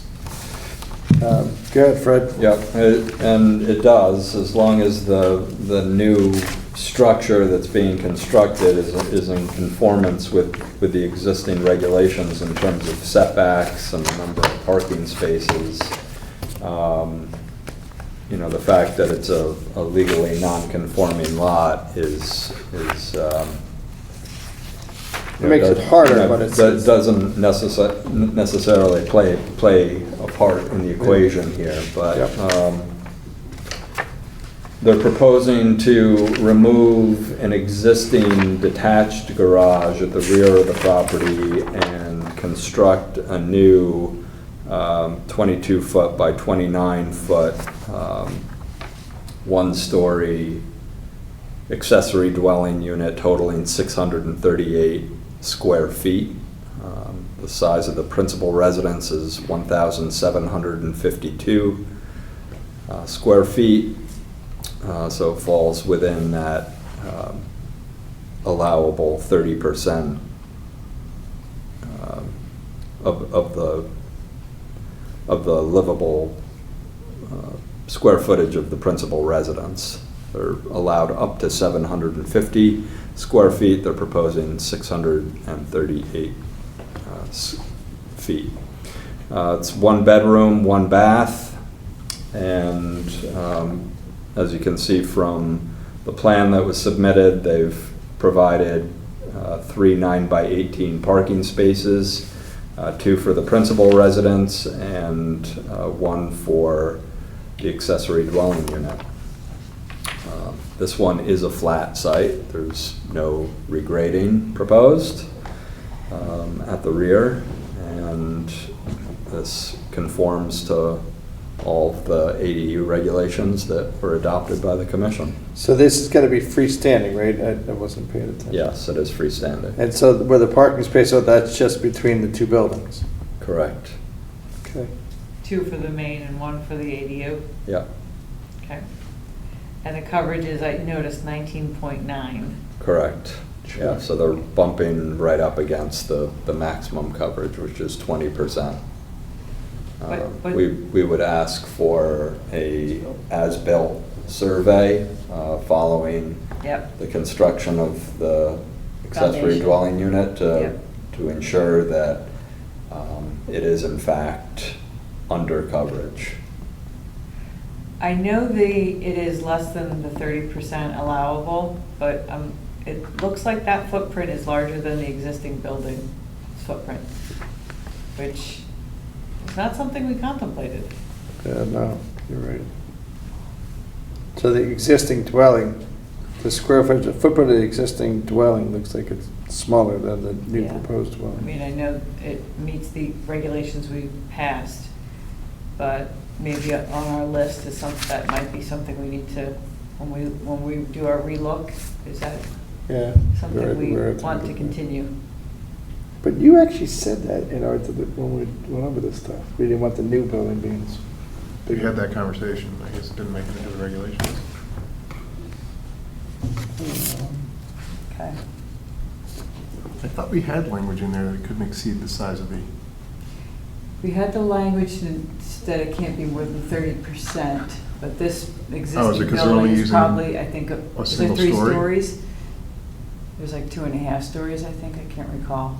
I don't believe that there was any stipulation in what was passed that I don't believe there is. a that limited the height to less than what's allowed for the principal structure. Yeah, no, that's correct. But I think the outside dimensions are bigger than the principal structure. There's nothing in the regulations that that speak to. It was just the 30%. The actual dimensions of Yeah. the There's nothing in the structure regulations relative about to, those relative to footprints. the main house. Yep. So Which is just just an observation I'm making for, if we're creating a running list of things that we might look at again, that would be on my list. Yep. Are there plans or elevations that I'm not seeing? There's one page of a site plan. That's it, right? Yep. Right. Okay. I have a larger copy here if you want to see that. No, we're cool. Is it a single-story structure? It is. Yep, so it meets what it meets what we've done, what we've set out. 638 square feet. Yep, it meets it. And how big is the house? Well, the house is 2 stories or 2.5 stories. So the total square footage is 1752. Because it's effectively like. I might be 9 reading over this 9? wrong. Sir, can you come on up and maybe you can help us? In your site plan, where it says existing dwelling, and then I see roof only, there's a line, principal municipal setbacks, side yards may be reversed. Okay, it's not bigger than the main dwelling. It's close, but it's not bigger. I think that line in front, in the middle of, like a third of the way into the existing dwelling, actually isn't the edge of the dwelling. It's just your municipal setback line. Yeah. That's what it is. Okay. Yep. Okay, so visually I was Gotcha. seeing a much smaller structure in the front. Okay. I understand. Would you like me to point out the where my home ends on this map here for you? Sure. That'd be great, sir. Yeah, thank you. Is it okay if I come up? Yeah, of Sure, course, good. sure. You can approach the bench. Gavel. Say that for. Yeah, yeah, Wait till- yeah. So my house is here. Yeah. Okay, yeah. So I was looking at just that, from this line forward. Got it. That's why I was like, wow, that looks a lot bigger. Some sort of setback. My home is non-conforming to Yeah. the street. How far? I remember it being on the market. That's why it dinged on me when I saw the roof. I was like, oh, I'm looking at this the wrong way. So it's effectively 900 square feet over 900 square feet gets you to 1752, and you take 30% of that, gets you to 750. Yeah. Okay. The dotted area, So it's this 900, square, it's, is the existing garage? the footprint's 900. The dotted area in the 638. back with the little dashes on it is the existing garage. Yes, the existing garage is too close to the setback on the side. Yeah. And the foundation wouldn't support the type of work that we would like to do with this. So our plan is to knock Yes, I down can. the existing one and then to build a whole new structure that meets everything, all the codes. And can I just get your name? I got all of that, but can I just get your name? Is it Deloitte, Christopher Deloitte? Absolutely. Christopher Deloitte. Deloitte, Okay. 15 Ridgeview Avenue. You're the property owner Correct, yes. and the applicant. Got Yes. it. So the footprint of the existing building is, like I said, is effectively 900 square feet, and the footprint of the new building is 680, 638. Yeah. Okay. Got it. Okay. My error. Just for the commission's information on this, they originally came in to speak with us about converting the existing garage to an accessory dwelling unit. But we advised them that it was not permissible because they encroached by a couple of feet into the side yard setback. So we're seeing a number of those where the detached structure on the lot is just over, just encroaching into the setback, and we're saying you can't do it because because of the setback. So they came back with this revised plan, demoing the garage altogether, and then establishing this new building to conform with the regulation. Okay, so with that said. We used to talk in ZBA a lot about garages being storage space, right? And especially on a small lot like this, like where are you gonna keep your lawnmower, your edger, your things like that? So again, along Amy's lines of things we need to think about, if we're gonna allow people to take that garage, that would be, 2 cars plus storage and turn it into a dwelling unit, you know, where does that storage go? Do we know if this house got a basement? But you can put your golf clubs and suitcases in the basement or the attic. You can't put your lawnmower. You can't put your lawnmower. I have a reel mower, so it's like one of the ones that spin. You just push it, it's very light. So that was my plan, actually. It's not a comment on this application, it's more on our overall process. Yeah. We don't want to see a bunch of illegal sheds spawn up. That's right, Yeah. that's gonna be the natural result of this, and when you're at 19.9. Right, you can't have a shed. You can't have a shed, so I don't know if that's something we need to think about as we move forward, but I don't think you can do anything with this application, he's conformed. Yeah. Or it's something for you to consider when you're doing your interior outfitting, at whether you have a little section or corner buffed out for your, exterior access to put any lawn equipment that you might need, because a shed would not be possible. For sure. Yeah. And each of the parking spaces does not go against the 19.9, right? But if they covered them with some kind of roof structure, that would then be a structure. Right, the pavement and the driveway does not count towards the coverage, but you're right, as soon as you put a roof over it, or put up a shed, or any sort of structure, or even HVAC equipment, AC compressors, or. He does have a heat pump on here, but that's included in the 19.9. So Correct. there is an air conditioner and heater. Yeah, there's a heat pump. Yeah. You can see in the front, so yeah. Okay. And there's no requirement of covered parking, right, under the regs? No. Just has to be off-street parking, 2 spaces. Off-street parking, 1 space for the ADU, And 2 2 for spaces for the the primary. principal residence. 1 space per bedroom of the ADU. Yeah. Yep. I've had noticed this Stop. 1,000 times. Yeah. Come on, Fred. All right, so straw vote. Anybody, all those in favor of this application? Yeah, no issues. Okay. You okay with it? Screening and sort of. The one question I had is, I noticed and remind me, since this is our first one, we didn't need to notice the abutters. Correct, there's no requirement to notice abutters. Because we're trying to make it easier, simpler, and cheaper. Got it. Less Okay. red tape, less paper. Got it. Just wanted to make sure. Okay. It's So our you're first good with one. it? Yep. George, you said okay? Good. James, good. Okay, fantastic. Excellent, okay. You Thank you got very it. much. All righty, that's it on that one. We don't take an official vote, but we take an unofficial vote. Thank you, sir. So All that's right. just the unofficial vote. You do have to deliberate and officially vote. That's just gave you our inclination. No, well, Yeah. it's not, we don't deliberate on. No, there's Oh, we no- don't, there's no- you're right, you're right. No deliberation. There is no, okay? Right. He's done. I'm good. Good. Awesome, all right. I'll go hire an architect. Let's get to our next plan. Thank you very much. Thank you. Right, the next on the agenda, I want to read it in, and then Fred can comment.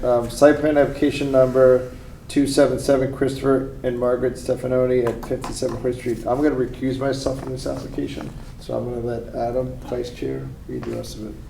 Sure, so this is a review of submitted materials relative to the compliance with Planning and Zoning Commission adopted resolution, which I believe was in 2015, and the Superior Court of Connecticut's decision regarding this matter.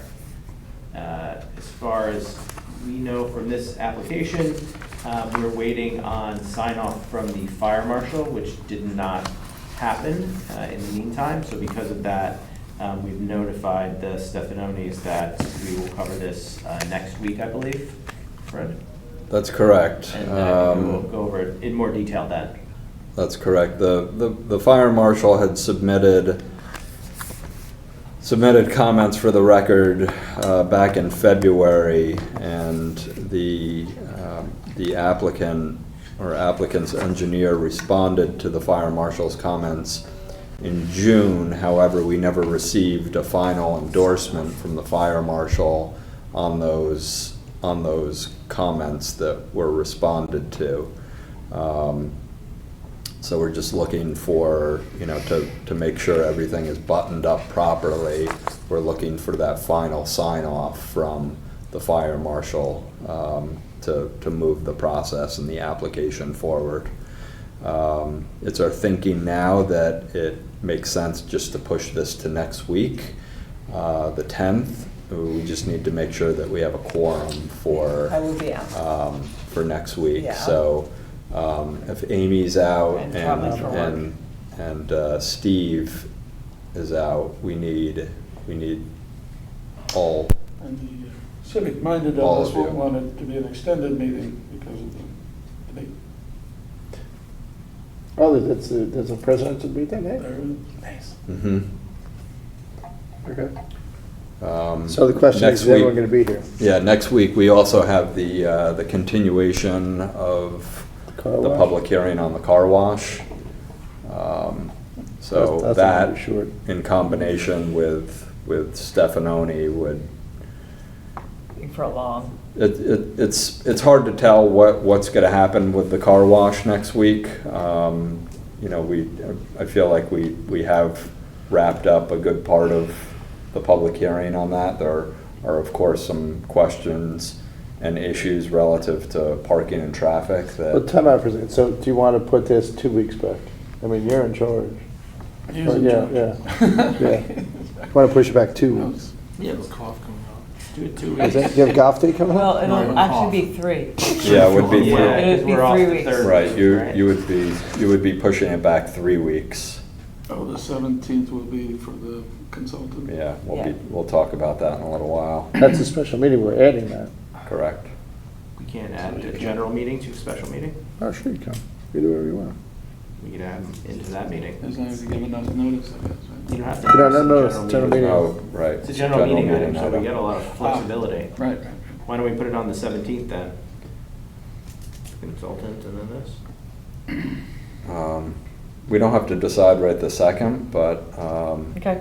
Yeah. you know, that, Okay, so just say this is postponed. That's Yeah. That Why don't we could- just say, could be why a don't we just say it's possibility. postponed Postponed, at the yeah. moment and Yeah. we'll get scheduling.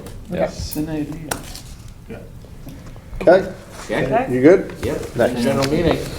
All right, next item on the agenda, deliberation of possible decision with the following application, special permit application number 66-M, site plan, coastal site plan review number 234B, flood zone prevention application number 447, also known as PL 24-64, YMCA of Darien at 2420 Boston Post Road, proposal to replace and expand an existing concrete boat ramp and concrete dock foundation in an approximate to Holly Pond and perform related site development activities within regulated areas. The hearing closed, oh, you're rereading stuff. Hearing closed on July 30th, 2024. In your packets, you have a draft resolution on this dated today, September 3rd. Any initial questions, comments, scrivener's errors on this one? It's pretty straightforward. They're replacing a dilapidated concrete ramp that goes into the water with a new concrete ramp. I think there's going to be a railing on either side. And then at the other gangway dock that takes you down to the water, they're fixing that also and doing some work to that. It was pretty simple. It got signed off by DEP, which is the most important thing. They have most jurisdiction on this stuff. One of the neighbors did make comments relative to it, but that was really with regard to the operations of the YMCA. The YMCA is not changing their membership, they're not changing their programs, they're not changing the parking, they're not adding anything. So it really is not a special permit issue at all. A lot of those vegetation and whatnot in that area is governed by the Environmental Protection Commission. So if they grow high, the YMCA is probably not supposed to cut them down and deal with them, and the neighbor is definitely not supposed to come down. Drainage problem will not alter the development process conditions. Any questions, comments on this one? Errors, nothing? At just the last meeting, we didn't have they had to revise the submittal to the Army Corps. We didn't have that in the file, the revised submittal. Did we get the approval then for the revised approval? I honestly don't recall that aspect of it. There was. Notes and answer over here, what do you got? We were Are you saying we were waiting on a revised approval from Army Corps? Well, they resubmitted because after they made a change, and they'd included the DEP, but not Army Corps, the resubmittal there. They said they had, but it wasn't in the file. Why is Army Corps on this one? Because they're taking out the. Yeah, I'm Yeah. gonna have to double I have check that in on my that. notes as well, Okay. Jamie. Yeah, approve, yeah. I'm gonna Follow have up to- on the CE Deep and our Army Corps of Engineers. Also, there was. Nice catch, Jerry. The other thing we talked about, I didn't see in here, there was an illegal shed, I think the YMCA put up. Actually, That they were gonna tear down. Did I miss it? They're gonna move it. yeah. What did we do relative to that instead here? I didn't see it in here, unless I missed. We didn't include that as part of the application, but we were working with the YMCA. We strongly suggested to move that. Right, we They've were got- working with the Yeah. YMCA to Find get a that conforming moved. location. Yeah, it's Independent, certainly right on the property. independent of this Okay, application. so we don't wanna comment on that as part No, of we put in strongly suggested, but it's not a requirement. Yeah, okay, that's the only thing I. I have in my notes that 70% of the ramp is below the coastal jurisdiction line, and that's why Connecticut Deep and Army Corps of Engineer approvals are needed. Okay, so look at this. And just to double check that we have those. On page 2, number 7, it says, U.S. Army Corps of Engineers authorized these projects as part of So it's, that we do. blah, blah, have blah. them. On Right. April 11, 2024, the approval was submitted for the record and is hereby incorporated by reference. So We do your have note is that that's not the final approval? Well, we didn't have it in the file. We didn't have it at the time. Before, so that I just, yeah. Okay, so now you have it in the file. I'm gonna have to double check on it, but I believe it was, I'm referencing, or we're referencing a specific, You got a reference number. a specific permit Can you open it here, up on Army the- Corps of Engineers 2024-00666. You must have it. What I'm hearing you say is that that wasn't, No, I think it is. that potentially wasn't the right permit, or they were amending something that needed amended Army Corps approval? I don't recall this. I have my little notes when I do a check mark and then I do a slash through it, that means it's satisfied. And I have, so I have that was satisfied. But that's just my notations from the meeting, that was something we needed, and then in fact, through the presentation, it was satisfied. That's what I have in my notes. And then I do have with the shed, that we do have, that we want that shed to have, to move it and get it compliant, and he agreed. So let's put that inside this regulation, because when I met with the applicant on site too, I told her the same exact thing. I said, if you get construction materials and trucks and whatever, move the shed. She said, Yep. fine. And then the applicant at the meeting said, fine, so that's gotta get in here. If they said they're gonna move the shed, we're gonna move the shed. And, yeah. So where do we wanna put this? It's gotta come at the beginning when we talk about findings, right? That the shed's in the wrong spot, and then we're gonna do it again. Is this thing in a rush? Fred? No, I don't, I'm not certain of the timing of the YMCA. Great. And I do have also in my notes that we did discuss taking a peek at the special permit provisions, because it seemed like there was, I know it's not our purview to make them compliant in their operations, really, but it seemed like there were some things that were not happening that should be happening. But that was not part of this application. They should always be, that special permit should always be enforced, whether there's an application or not.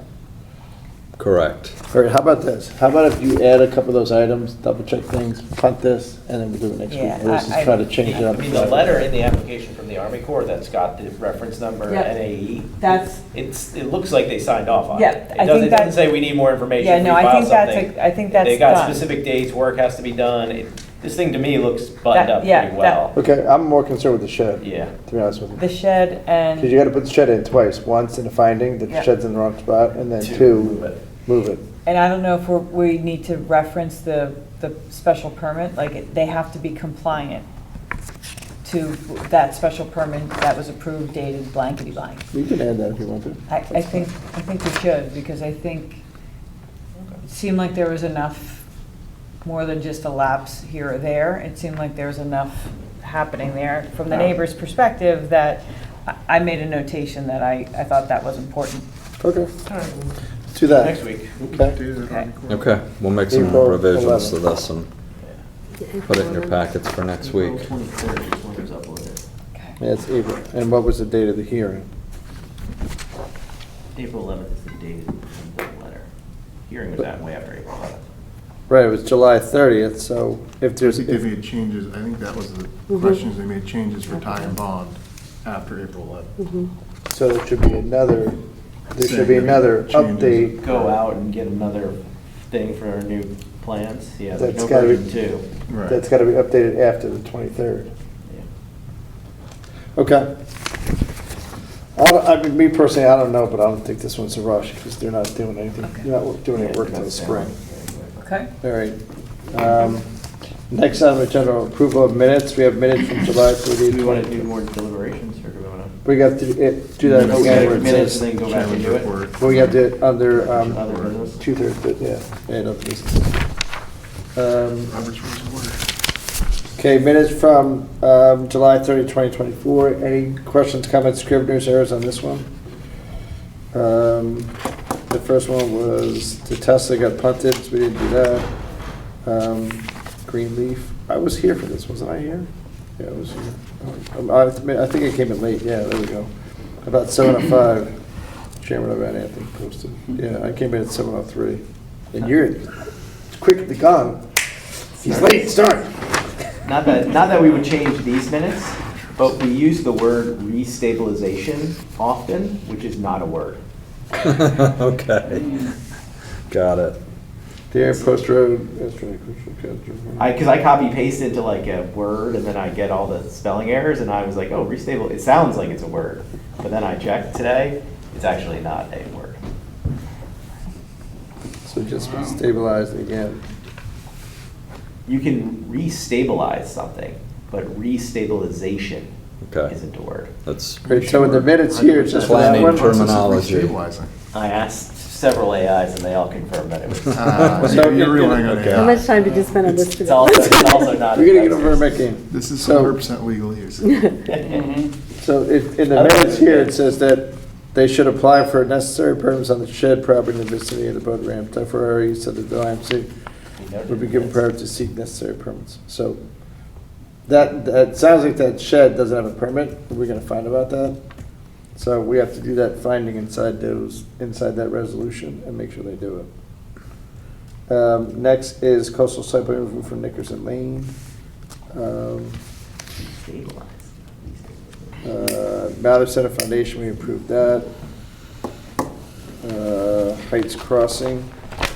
Oh, they for their outdoor tables, we approved all that stuff. Then we have a resolution, can't change that. We have Tokenie Trail, that was fine, I think, yeah, can't change that. What else we got here? Another resolution from Great Island. That's for the, I think, the barn, or the cow barn, which is now a house. Big house. People still have about that. And another resolution for Inspire Training Fitness. Where's that one? 770 Post Road. Oh, so that's a little guy. Okay. Any edits on this thing? Nope. That's how you know it's And wrong. I'm looking for a motion to, and then we did a proposed amendment, I guess you guys did that, yeah. You did a proposed amendment for the approving the Thorndale Circle, which Yep. George and I were recused from. So, what's this? That was the Thorndale Circle, okay? Looking for a motion to approve as submitted. Adam makes a motion, Mike makes a second, all in favor? 6-0. All set, that's done. All right. Okay, Chairman's report, next item. Just want to say welcome back to everybody. Hope everybody had a good month of August off.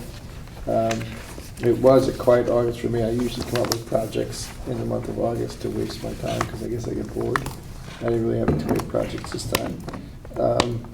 There is another office building that's on the market for sale. It's adjacent to Garden Homes, which is down all the way by the other end, the eastern end of town. That I think is owner occupied, or it can be delivered vacant. I don't have the price on it, but I want to check on that.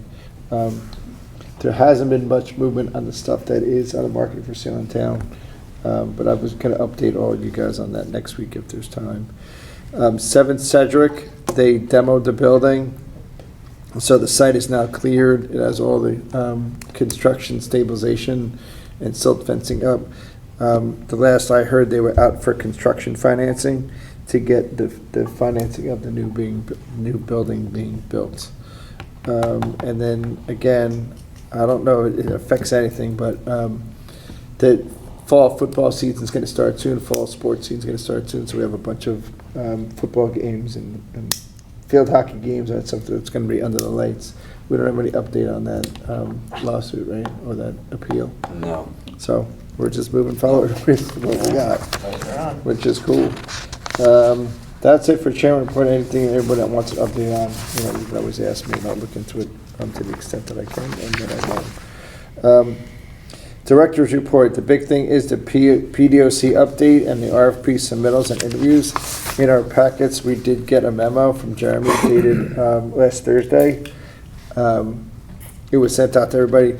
They have 3 people on the short list for us to interview. It was asked the question to me, do we want to do it and throw these people on an existing agenda or do a special meeting for these guys? I suggested a special meeting for Thursday, September 17th, just to bang this stuff out. Some of the applicants that responded to the RFP have been here before, have done other ones in the state, and I think 2 of them combined, like SLR, which we see those guys a lot. They're working in conjunction with another consultant together to do it. And I think there's another group that's combining with somebody else that we've been here. It's Hardesty in Hanover. Hardesty in Hanover, who's a frequent flyer in town, they piggybacked with another group to do it. Right. It's pretty common for these firms to sort of come together and each take a part in the development of the plan. But we closed the RFP process about a week or 10 days ago, and received 3 RFPs. 3 responses. Yeah, 3 responses to the RFP. One from BFJ Planning. Buckhurst Fish is out of New York City with they have office in Stamford as well. Hardesty in Hanover, who is of course our traffic consultant. Greg Del Rio is with Hardesty in Hanover, and then SLR. So we had, as Steve mentioned, we had through September 17th out there as a potential special meeting date to interview these consultants. I know we've heard from a couple of you regarding your availability for the 17th. Is everyone available for the 17th? They're going to make like a half an hour presentation. Questions and comments. Just for everyone who remembers, this is about a $100,000 to $150,000 proposal. I've not seen the dollar numbers yet, but we're paying these guys a lot of money to do this. And I think last time, I think it was $150,000 last time, and then we tacked on these sign regulations and the zoning changes to it. That was part of the follow-up process. On this one, I've got a couple different requests to look at what's being called as a capacity study to be a chapter inside the PDOC. And what that effectively means is the town at capacity for water and sewer, traffic, fire safety, ambulance safety and police safety? Some of these consultants can do that stuff, because if we keep you know, if we keep getting applications on multifamily housing or whatever it is, Yeah. or office buildings, eventually we're gonna run out. And you're not gonna have enough fire people, you're not gonna have enough EMTs, you're not gonna have enough sewer capacity, water, people can drill wells. There are regulations in the state about that, to add private sewer systems. But I think that kind of sort of died. In the town of Greenwich, you could build a 7-bedroom house in backwoods Greenwich, which I think they effectively call it, on a sewer system, on a septic system. So that's effectively a prior system. So if you did a 5-unit multifamily building that didn't have sewer capacity, the state goes, well, you can do a 7-bedroom house with 7 bathrooms on septic, so why can't you do a 5-unit multifamily building on septic? So that's the kind of thing the capacity study would, I think it's a great idea. I don't know if these guys thought about that. The last thing I would want to do is have our town have, you know, quote unquote, run out of capacity with, you know, post 53. Run out of capacity with, you know, the fire department. You know, the schools are okay now, but I think after this one school, these 3 schools are done, there is a future plan to expand the middle school again in the back, but eventually you're going to run out of desk space. And I don't think anyone wants to see class sizes go from, what is it, 22 now up to, you know, 28 or something like that. Yeah, they pushed the 22 over sometimes. Yeah, it's a range. So that's one thing I want to add, and I want to bring that up. So, but if we can bang all these 3 people out in one night, and then we don't have to take a vote that night, but we can vote later another time, you know, and that would be an executive session or whatnot, we can do that. Okay. As long as everyone's okay with that date on the 17th, we can reach out to the consultants this week and see what their, I mean, this of course depends on their availability as well, right? Yeah. So, I'm sure for 150 grand, I've got a sneaking suspicion. Yeah. They're gonna go, I'm here. Somebody will be there. You gave me 2 weeks' notice. Yeah. I mean, we get pitches all the time that they do in 48 hours. This is a year-long project or more? The PDOC? I mean, it's really at going to least span 2. over, the funding is spread over 3 fiscal years. But the plan is due. Is 2026. Right, and I'm up for reelection in 2025. You know, so if I don't get reelected, I'm not even here when it's finished. Right. My wife's voting against me, I know that. For my driveway, for my front lawn. All right, so we're all good with that. Anything else you want to add in director's report? There's also the ability, and we're checking in on this, is to potentially interview the consultants in executive session or interview them at a public meeting. So. It's an either or it can- Jeremy was going to pull the minutes from last time. I think it was a public hearing. I would like to do a public hearing. Yeah. No, a public meeting, not a Yeah, public hearing. Public meeting, Yeah. yes. To Because- interview them, I want that to be 100% on the record. I Yeah. think the deliberations and decisions, we could do an executive session. Yeah, I agree with you. I don't think we need to. I don't want We're that to spending be- 160 Correct. grand or something number like It's that. the biggest line item we're ever going to spend in. We have no planning budget, and yeah, zoning. right. You know, doing that in behind closed doors, Yep, that doesn't yep. make much sense. And then all the guys from the finance committee can come down and yell at us about what we did wrong. Right, and I've not seen the proposals, if you sent them to me or not, I haven't seen them, but there might be a dollar number at the end that might have exceeded what we budgeted. The chicken and the egg thing is, it's everything in town government is public, so they know how much we budgeted. Right. You know, so if we budgeted $150, they're not gonna come in and be like, you know, I'll do it. 120. 75 grand. Yeah, exactly, you know, Right. that's the bad part about, but. Yeah, that's- they all included budgets as part of their responses to the RFP. Yeah, and then there's a follow-up piece. Like Yeah. Glenn Charwa, we went back to the well a couple times because we extended his thing. Mhm. Because he did the signs and he did the zoning the re-rank.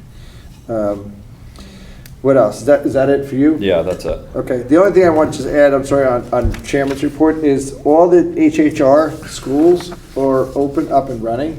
I want to compliment those guys. Homeschool is perfect.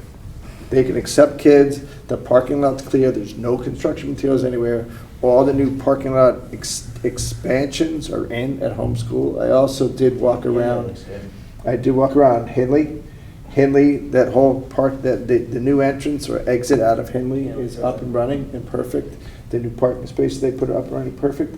Henley is even better in my mind because the construction activities all the way to the right, and everything else that the school does is all the way to the left. So I did not go by, you don't live there anymore. I didn't go by Royal. Yeah, Royals, I heard Royal was a little bit rough. yeah. a bomb went off. Yeah. Yeah, Royals I drove by a there little the rough. other day, I was like, oh. Yeah, you live in Royal, don't you? Yeah. Yeah. Yeah. So that's, I want to seriously compliment those guys because they got them open, up and running. And, I mean, we haven't seen the pictures of first day of school yet. That's probably going to be on the front page of Friday's paper. And that's a big deal for parents. I don't think any parent wants their kid near a backhoe, and swinging booms and whatnot. But thank you to you guys and congratulations. What else? Anything else on here? Let's keep moving. Next upcoming meeting is September 10th. We talked about that. That's going to be that's basically the car wash. Anything else special in that one? Fred? No, that's really the main event for the 10th is the car wash. We'll have some deliberations from tonight, and the decision for the why will be on that night as well. September 24th is really the next big night with a number of public hearings scheduled. Nothing real big, but a list of 6 or 7 public hearings that night, and then that brings us into to October. At that Okay, so point. we're adding the 17th in the middle of those two, and that's for the interviews of the PDOC people. Right. Do we have to decide now, or you want to tell us now about the Stefanoni application, when that's going to get thrown in there? If you don't have to tell us now. Yeah. It's up to you. I prefer not to do it. I mean, does the commission have a preference? We just got to check the quorum. Right, we do need at least 4 of you here. Right, Mike keeps getting sick on Tuesdays, so you never know what's going to happen with him. I mean, it just happens. And I'm out, and we don't, so And we'll figure that one out. I would like to be Curry City's people and do a 2/3 vote to add to the agenda. Okay. You making the motion? I get a second? Get a second, Mike makes a second. So we're going to add to the agenda and do deliberations. Do we vote? I didn't know what we were adding to the agenda. We're going to add to the agenda, to make an adjustment to the agenda to add deliberations on those 2 minor applications we saw tonight. Oh, okay. Other Okay. business. Other business. Okay. Okay. All in favor? 6-0. Great. All right, we're going to add to the agenda. Let's deliberate on the separate application, which is Greenleaf, which is adding a 3,000 square foot sport court on 3 acres of land. It looks kind of straightforward and simple. Any questions on that one? Nope. Hey, staff, can you write up an approval of that one? The next one is Town of Darien, Great Island. They were just gonna take out all that stuff, put in new stuff. We don't need anything else from him. We were gonna check with town council on if it has to get filed on land records. Mhm. And then we're gonna have somehow tie and bond, somehow or other say, yes, you need to look back 10 years out on that one. Or a period. I appreciate what you said. Some kind of maintenance, yeah. I don't think it should be like 2 years. No. I think it's just something so that 20, 30 years down the line, we don't forget about it. That kind of, Right. it's every 10 years, every 15 years. I think would It be should fine. be fairly simple to Yeah. measure. Right. Dig a hole every And 15 measure, years. spot check. It's a Yeah, modern- we're not you talking know. about Yeah. the whole, Yeah. Board of Finance line item budget to get approval for funds. It It's should talking be- about I think I would, however, use Ed Gentile's GZ, whatever expert they're using, and GZ, Ty Bond's Yeah. engineering firm. What I was trying to do, well, Time Bond has an environmental, what I was trying to do is have GZ go through Time Bond to us, Oh. because it's so we can close the hearing. Yeah, okay, as long as, yeah, I Yeah. think G and Z ought to be in the loop on that question. And if we do a town plan of conservation development every 10 years, we can do this every 10 years. Yeah. You know, it's, I mean, I appreciate what you said. You never know when it's gonna come. Yeah, we'll follow up with them and see what they have to say about that. Okay, then we'll do that one, so please write up approval of that one. The next one would be on here, would be the Town of Darien Art Center, going to the Post Road. That's a great project. You know, I know Westport's got these things all over the place. Yep. These dances. So is Good it spot can. for it. Good Okay. spot for it, yep. And that guy's been will not working be against- disruptive to existing. Good use of building. Yep. Bacon, everything. All right, so can staff please write up an approval of that? Trader Joe's. And then the next one is gonna be the Chocolatier. That was a great application, it's a great little use. It seems to me like it's similar to the crepes guy, where somebody comes in and does what they do. She's got a great location, she seems like she knows what she's talking about. I went online and looked at her chocolates, they look very excited. I'm very excited. I'm calling Anthony. I'm very excited. What's the place in Westport? Is it Munson's? What's the chocolate place in Westport? It's on the Post Road. Black. I don't know, my mom goes there every year and buys like hundreds of dollars worth of chocolate for everybody. It's really good. So, cool. Black So, Rock, something like that. can we have staff write up and approve of that one? Yeah, for sure. Fantastic, okay. We just need the Bingo. health department, right, and that stuff. Yep, health department sign off and all that, building permits, all those guys. Okay, I think that's everybody, right? So we looked at 4 public hearings tonight. 1, 2, 3, 4, and we're gonna write up approvals all 4 of them. Okay? If you get those done by next week, great. If it gets punted to, if it gets punted to the 17th and we do it after that, that's fine. Yeah, we have a little bit of an abbreviated week this week, but we'll see what we can get done. Fantastic, thanks, Ben. With that said, I think there's nothing else. Looking for a motion to adjourn? Mr. Ritter? Stay. Jamie's making a motion to adjourn. Do I have a second? Maybe makes a second. 9 Ladies. o'clock, kids are in bed. All in favor? Thank you. We know the rules. Meeting is over. Thank you, TV 79. Meeting is now adjourned.